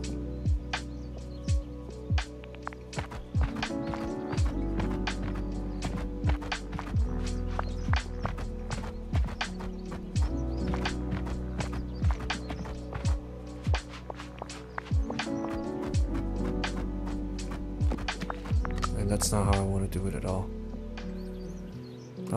I have to change by Y.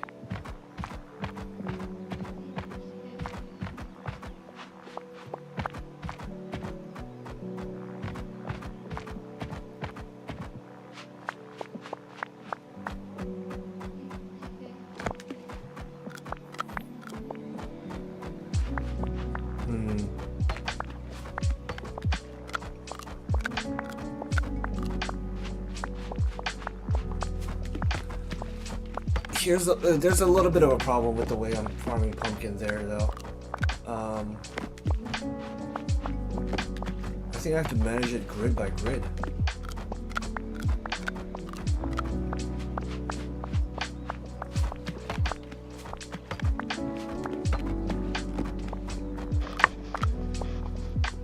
So right now,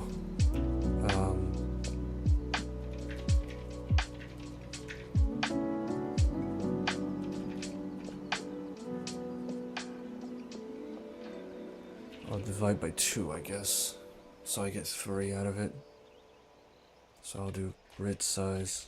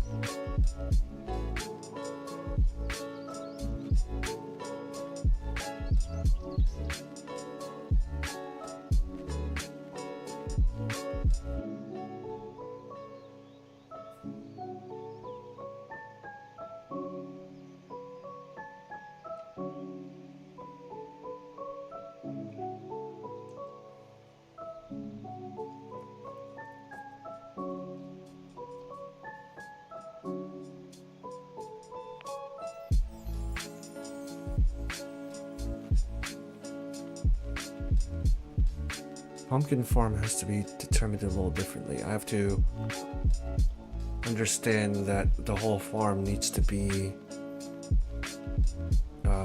complete before I farm the pumpkin.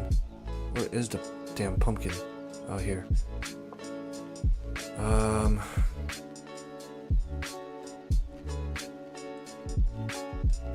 So I want to manage it by grid.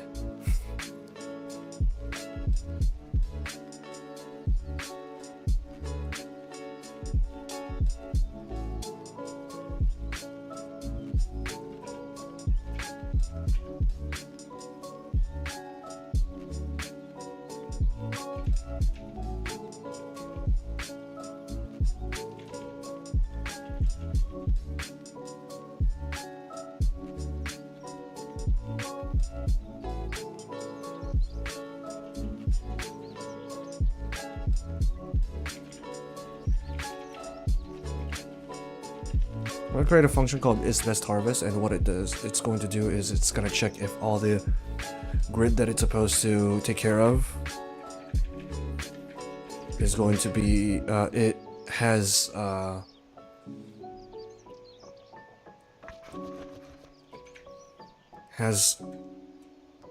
only a lot of living pumpkins. So grid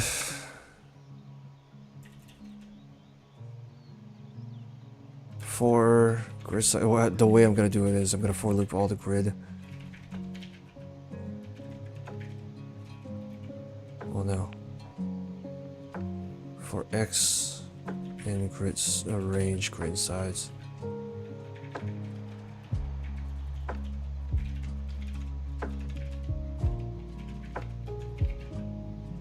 And I'm going to this is a def, by the way.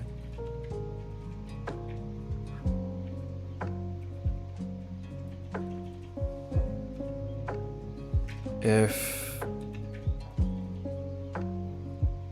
get entity type equals to entities dot dead pumpkin, then break, well, return false.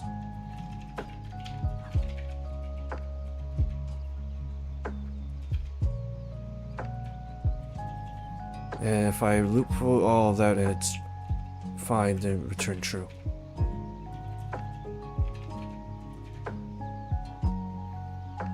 So for farming pumpkins, we actually want to check all the grid first.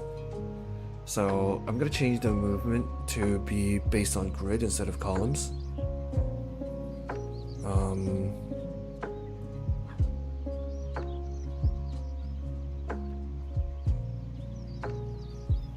And for me to do that, I have to make the move north and move east to be based on the condition of Y and X.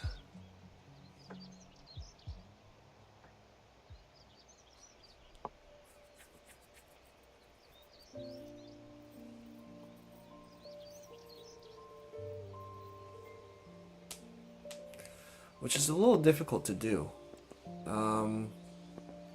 Because if I start from 0, 0, I would end up at 2, 2.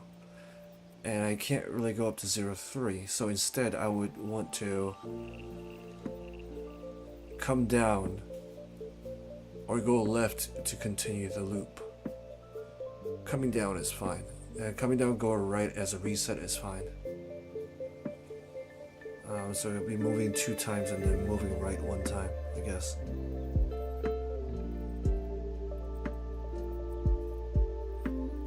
The only thing is that after I do that here and I reach this spot, I want to go up here. Alright, start there.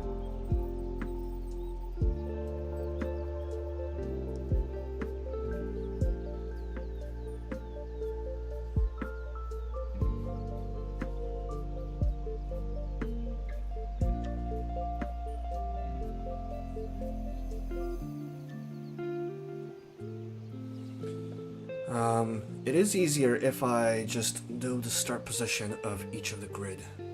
So the start position of each of the grid is 0, 0, or it's actually defined by Y. Gonna separate by a y. Whole divide by grid size. And x whole divide by grid size.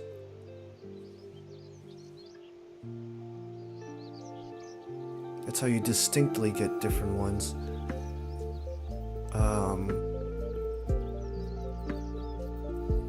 So the most simple solution, the simplest solution I can think of right off the top of my head is by starting with a basic while loop that generates all the starting points. I don't know if that makes sense. Starting points is empty.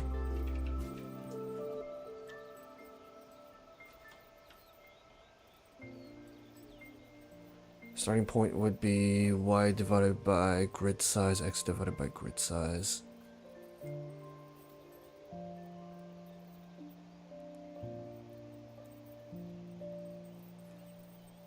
No, it's not. It's y and x, and the ones, whenever they change the values, then their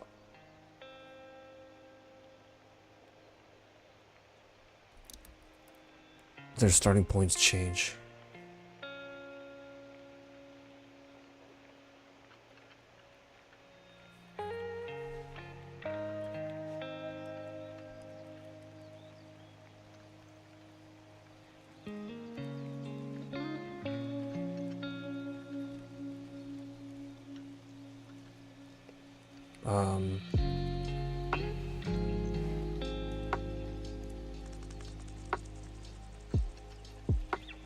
I'll first have 0, 0.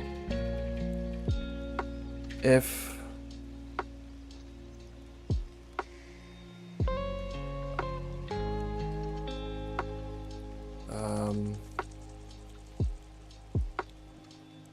y grid size is the same as, well, let's first get the last point as starting points minus 1. Last point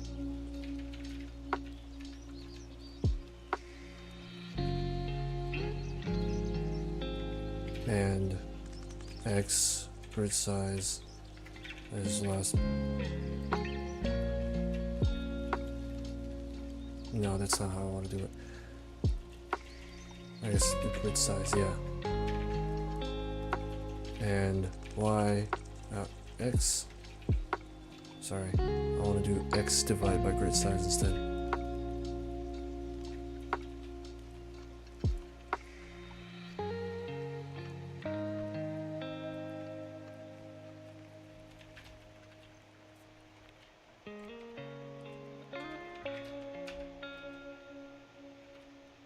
Y grid size equals to last point.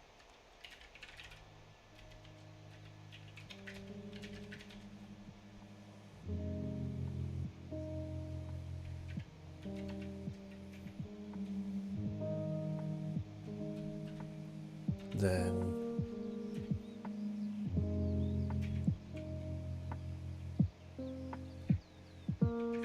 well, let's do this instead.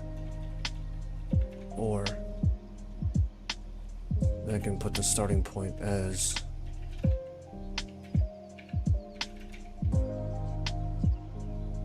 append a new x and y as a new starting point.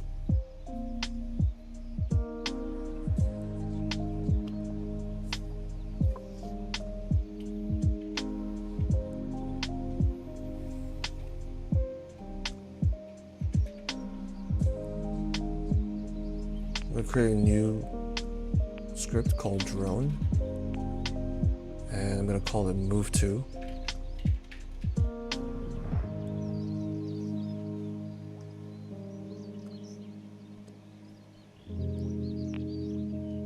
X and Y. If now I have to get the current position right first. Current pause is get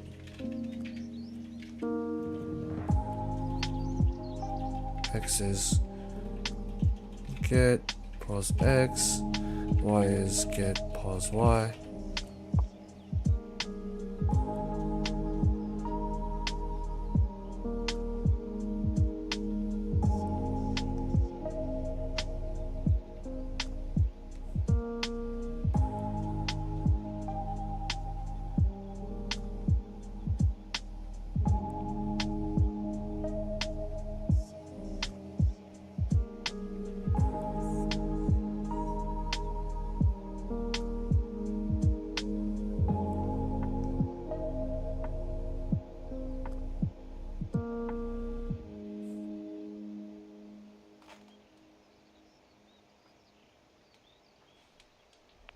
Okay.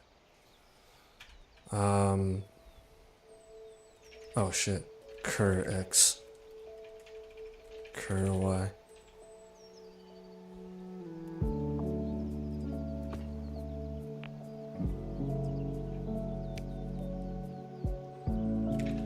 For... Is there apps? Is there math?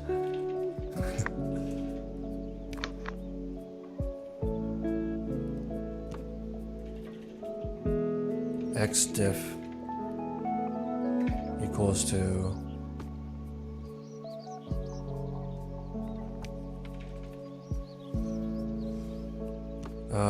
per x minus what kind of arithmetic do I have?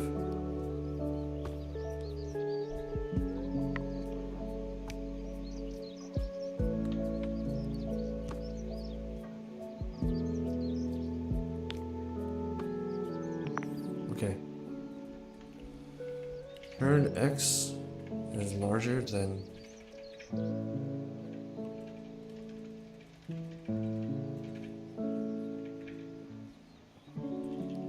minus x y diff curl y minus y if I gotta make a whole fucking math library here. Apps none if num less than 0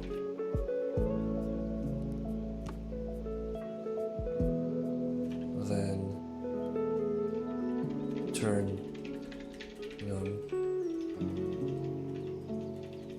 else turn num. Alright, anyway.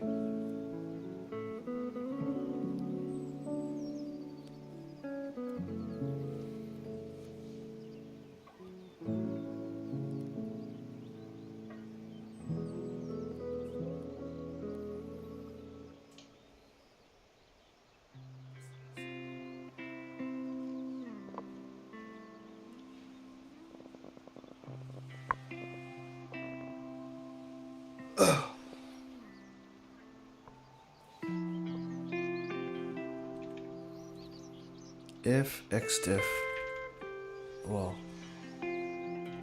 for I in range xdiff, I have to move as much as xdiff.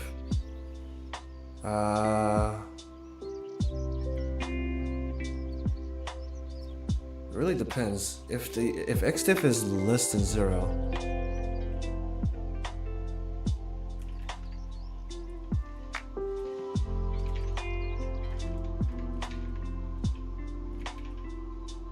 then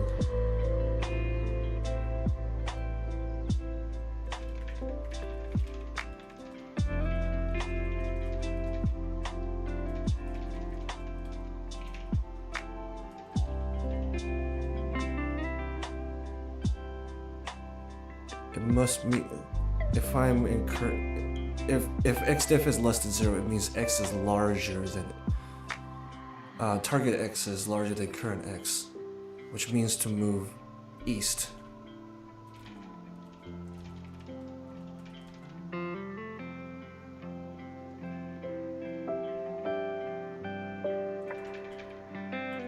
How about this? Is apps a thing?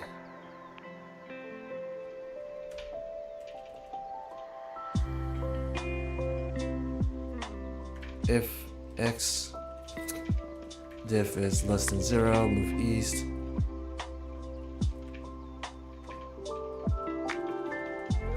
Else move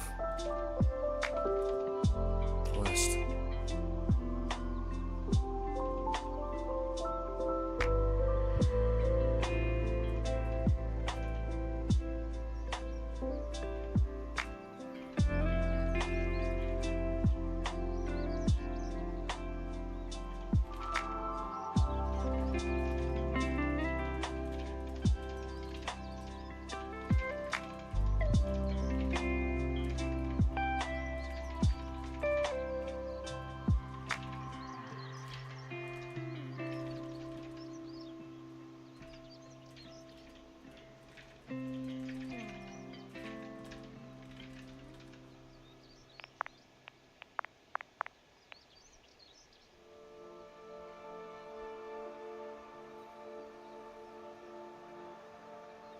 Alright, so now that I have move 2, let me debug it actually. Where's debug? Control F, debug. Wow.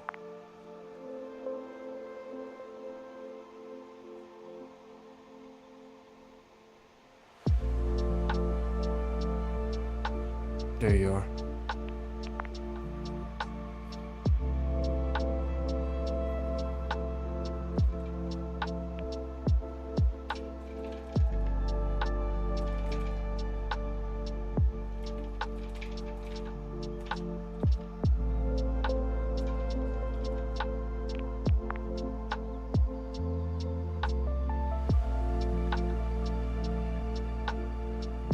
Oh! Don't worry, I have maths. Math, apparently, with... No. Fuck you, I already made my own math library. Well, with one function.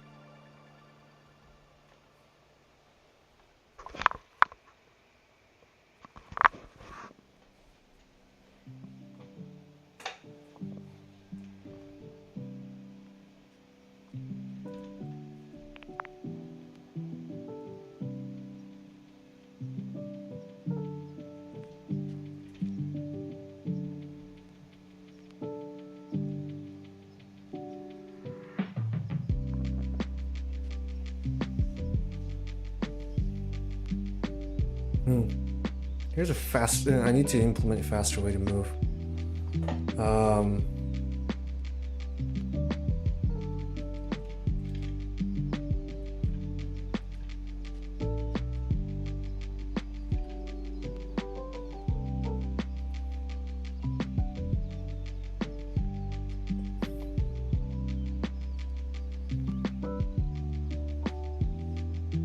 So if I'm already at the edge and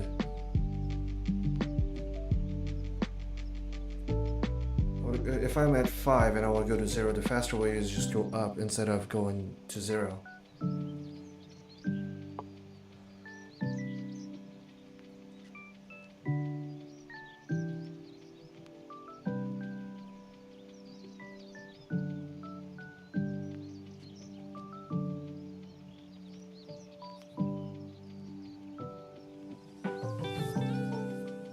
How do I calculate that?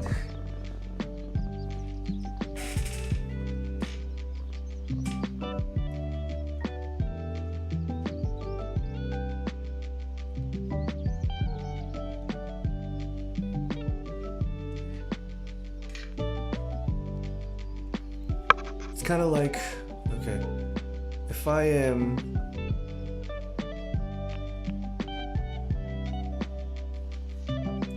if I divide it by half and I'm plus 1, then I would rather just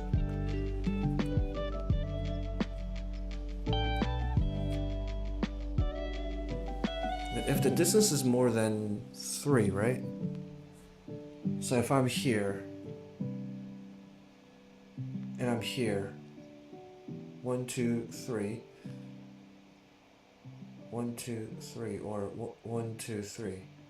But if I'm here, it's 1, 2, and 1, 2, 3, 4.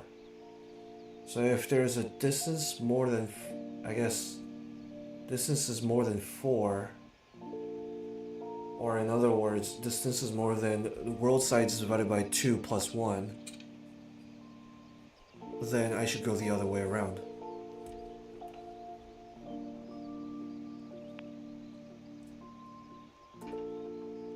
Shortcut distance is world size divided by 2 plus 1.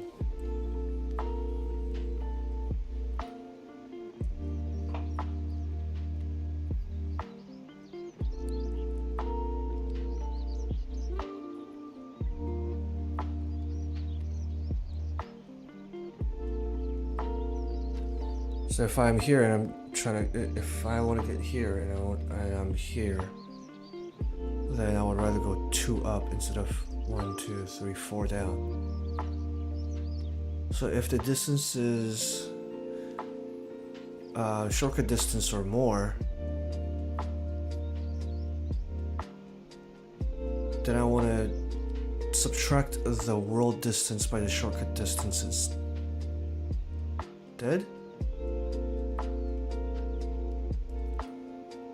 No, I want to world size minus distance instead. Yeah.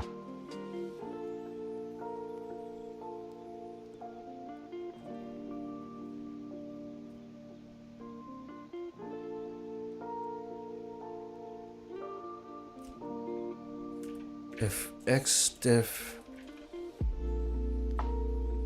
is larger than shortcut distance, xdiff is, let me do ternaries. Xdiff equals to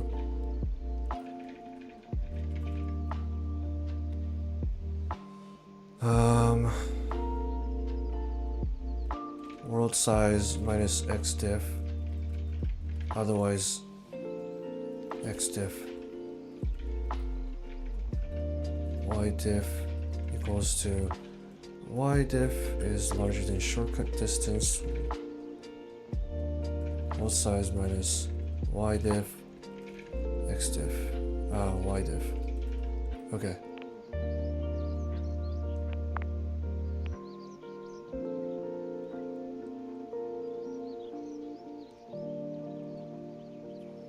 Okay, I can't do ternaries.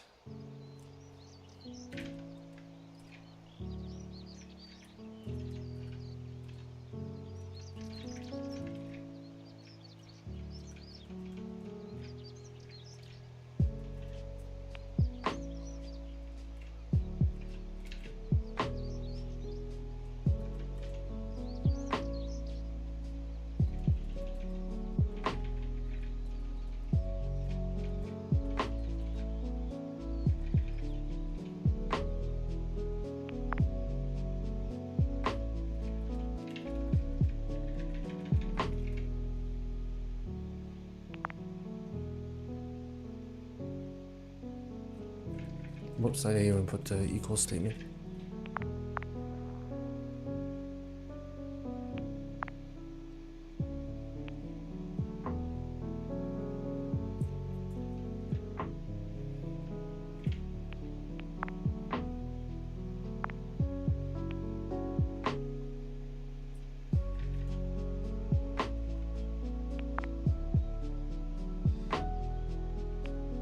Do I have print now?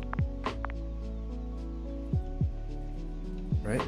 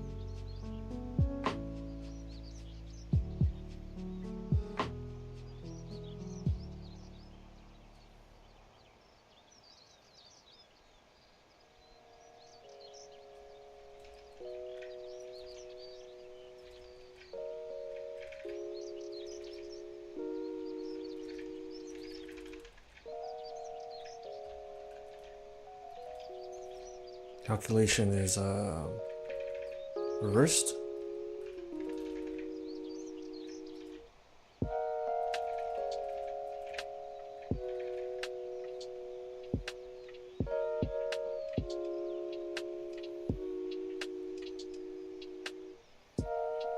And also it should be equal to as well.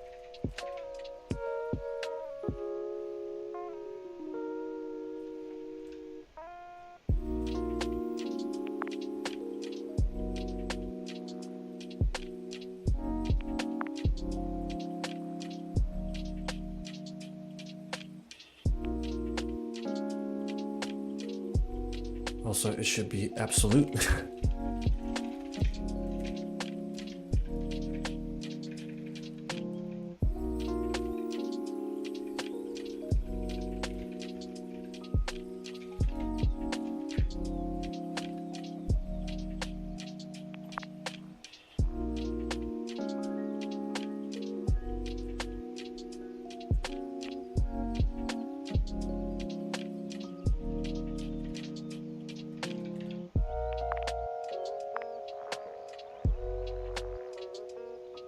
There we go.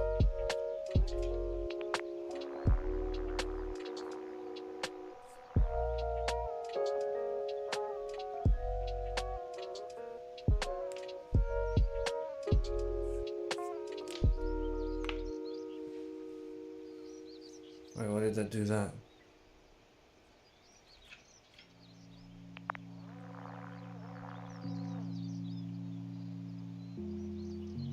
Move 2 would be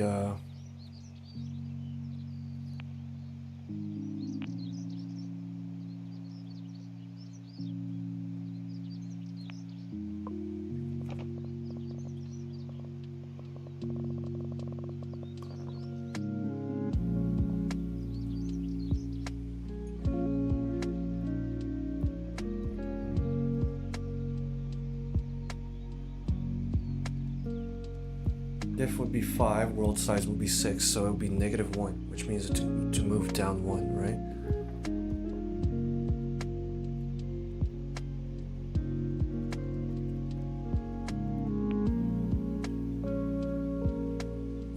I want to stop at here, I guess.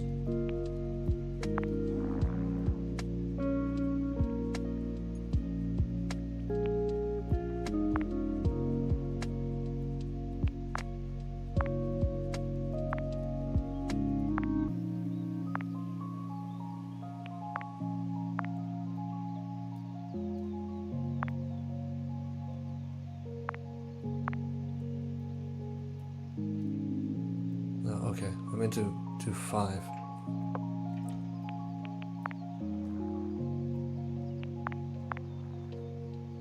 -5.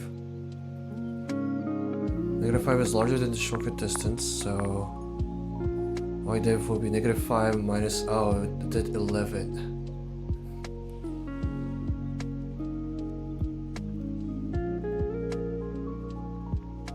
I think I have to do absolute difference, right?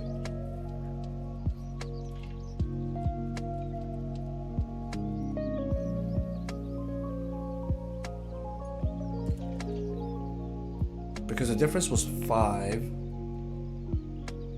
Wait, was it? I'm confuzzled.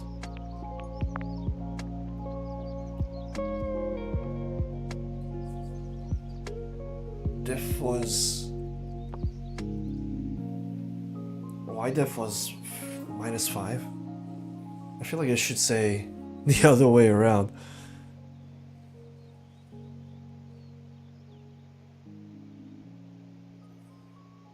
I think it should say... Maybe I'm doing all these calculations wrong. Okay. So if I do this now... Let's see, 0, 5. So... 5 minus 6 will be -1, so we'll take the...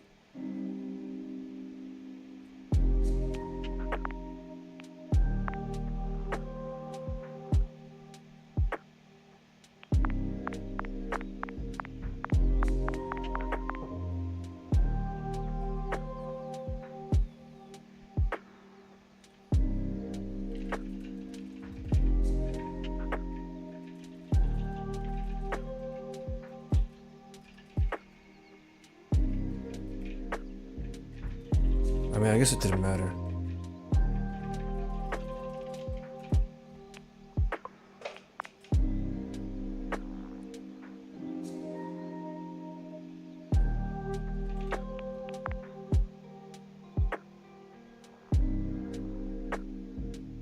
So if the difference is -5, that's a little bit of a problem.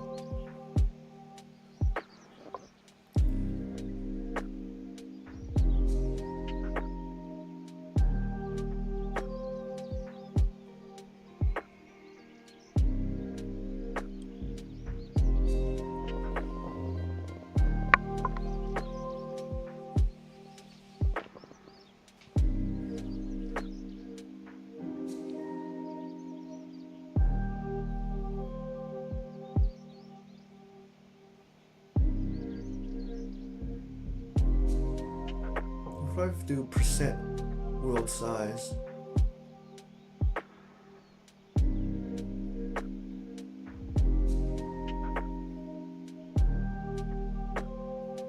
-5 minus -6 is -11. Percent world size, percent 6 would be just 5.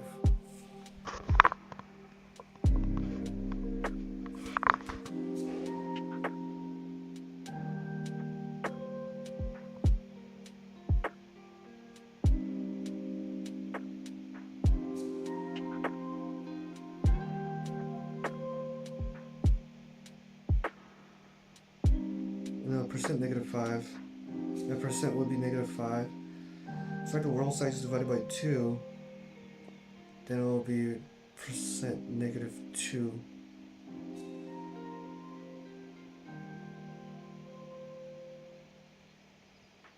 No, not percent -2. It will be -2.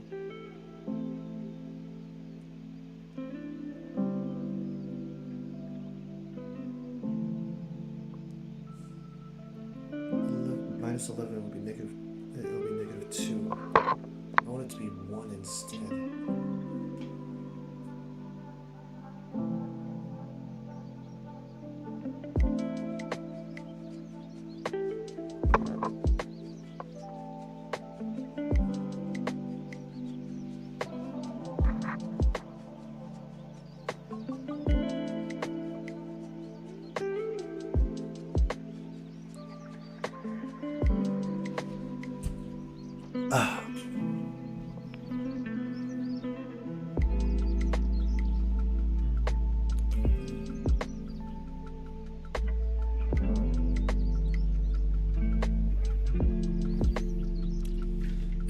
If x diff is a negative value, then I want the new x diff to be world size minus plus x diff,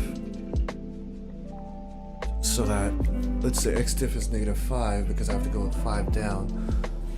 6 minus 5 will be 1, so it'll just go up. Whereas if otherwise, xdiff should be, if x is 5, xdiff is 5, and world size, oh no.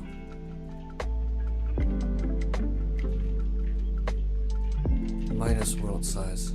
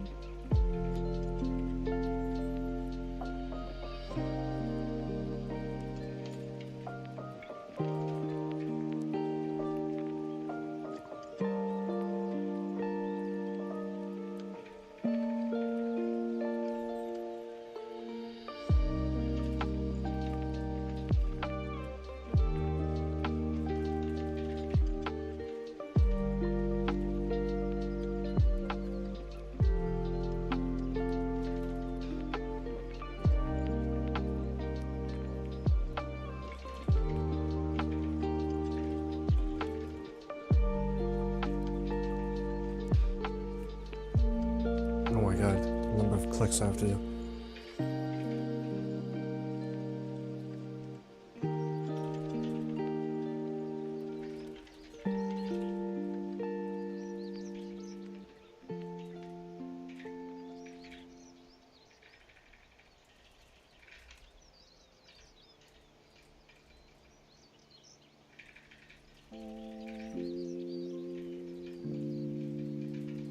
Oh, this editor sucks so much.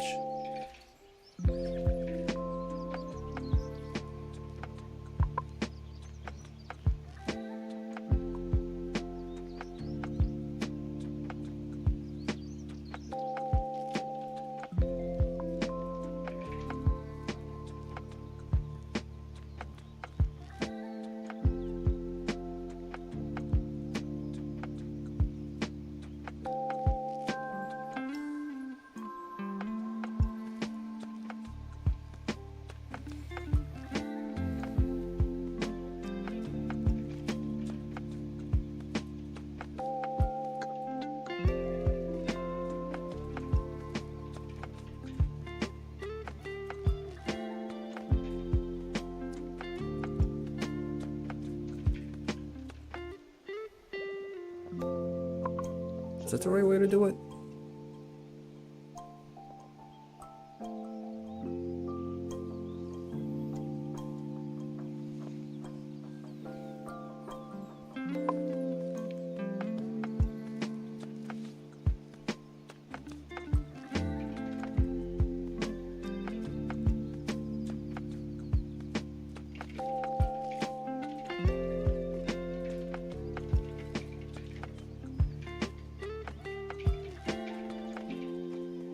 This is the right way to do it.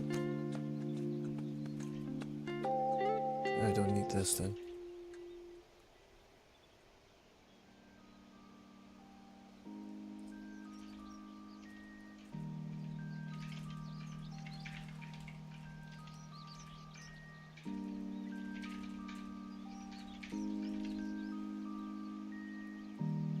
That should be correct.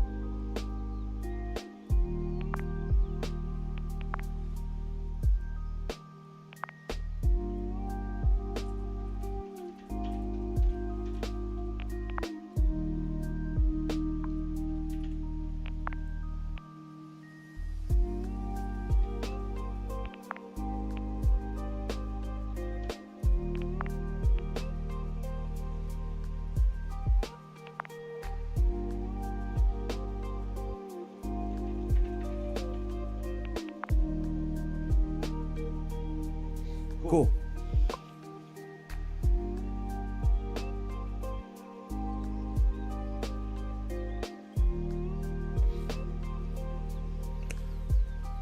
I need to use an external editor at this point.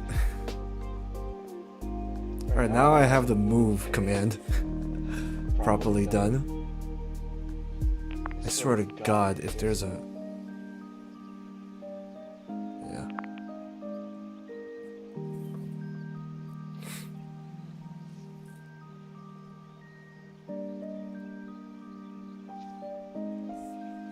Okay, so in my main, I have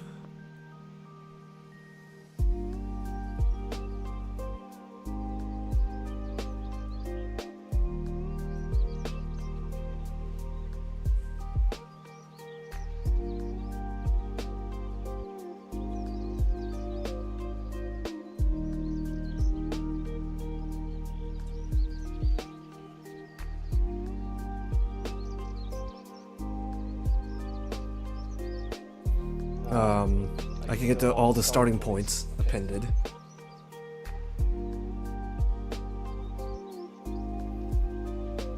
I need another for loop.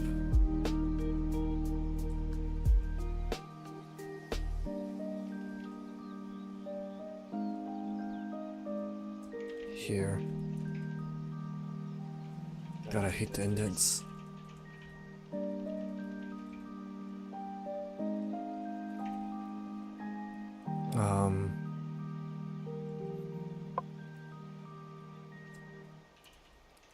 Here I will just do drone, go to, I'll do go to actually, go to.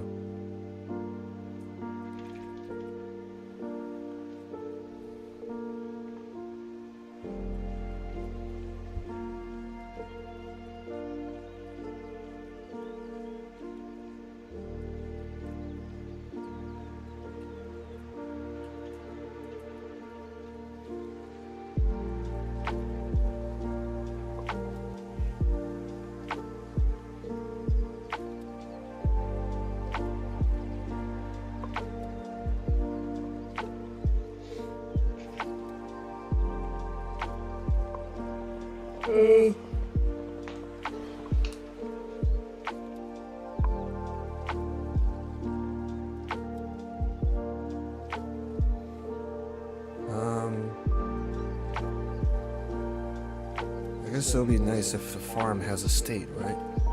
Maybe I should start putting states into it, into these farms and make them into classes or something. Do I even have dictionaries? No, I do. I need fucking pumpkins. Okay, I guess I won't use dictionaries for values.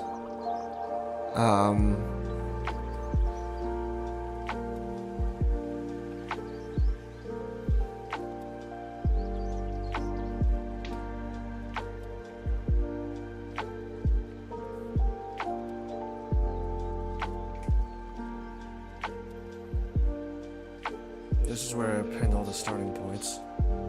So I'm just gonna create a function for it.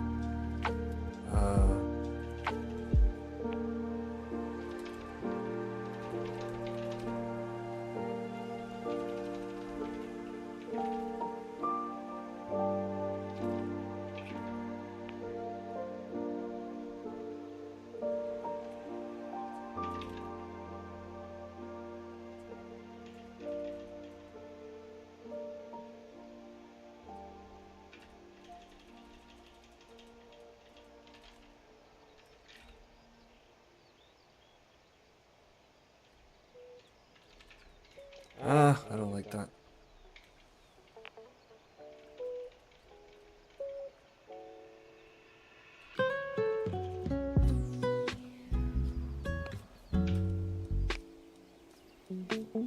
So okay, I have the starting points. I want to start with here and go up.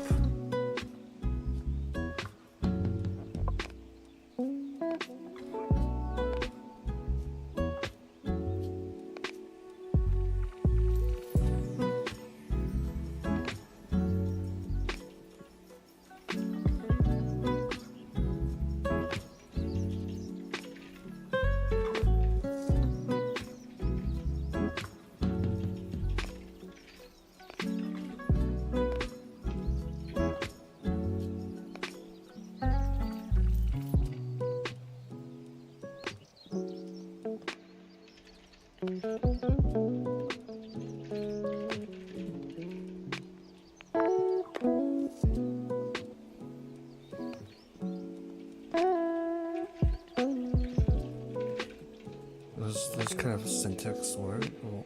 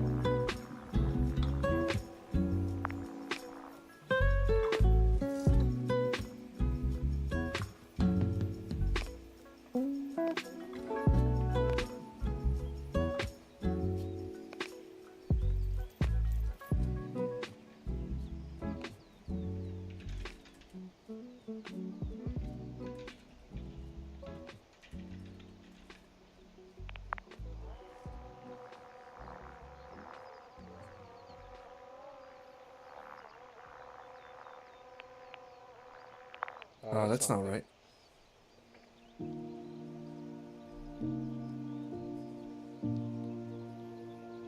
Zero divided by grid size is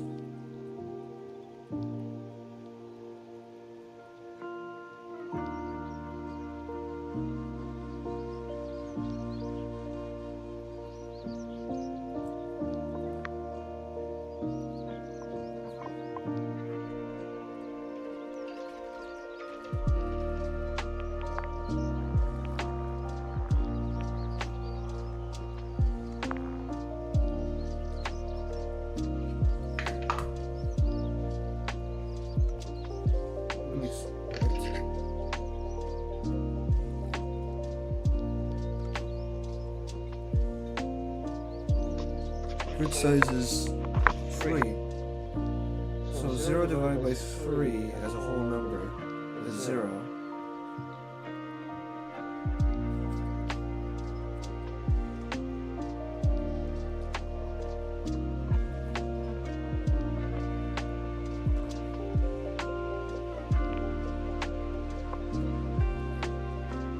Oh shit, I made it equals.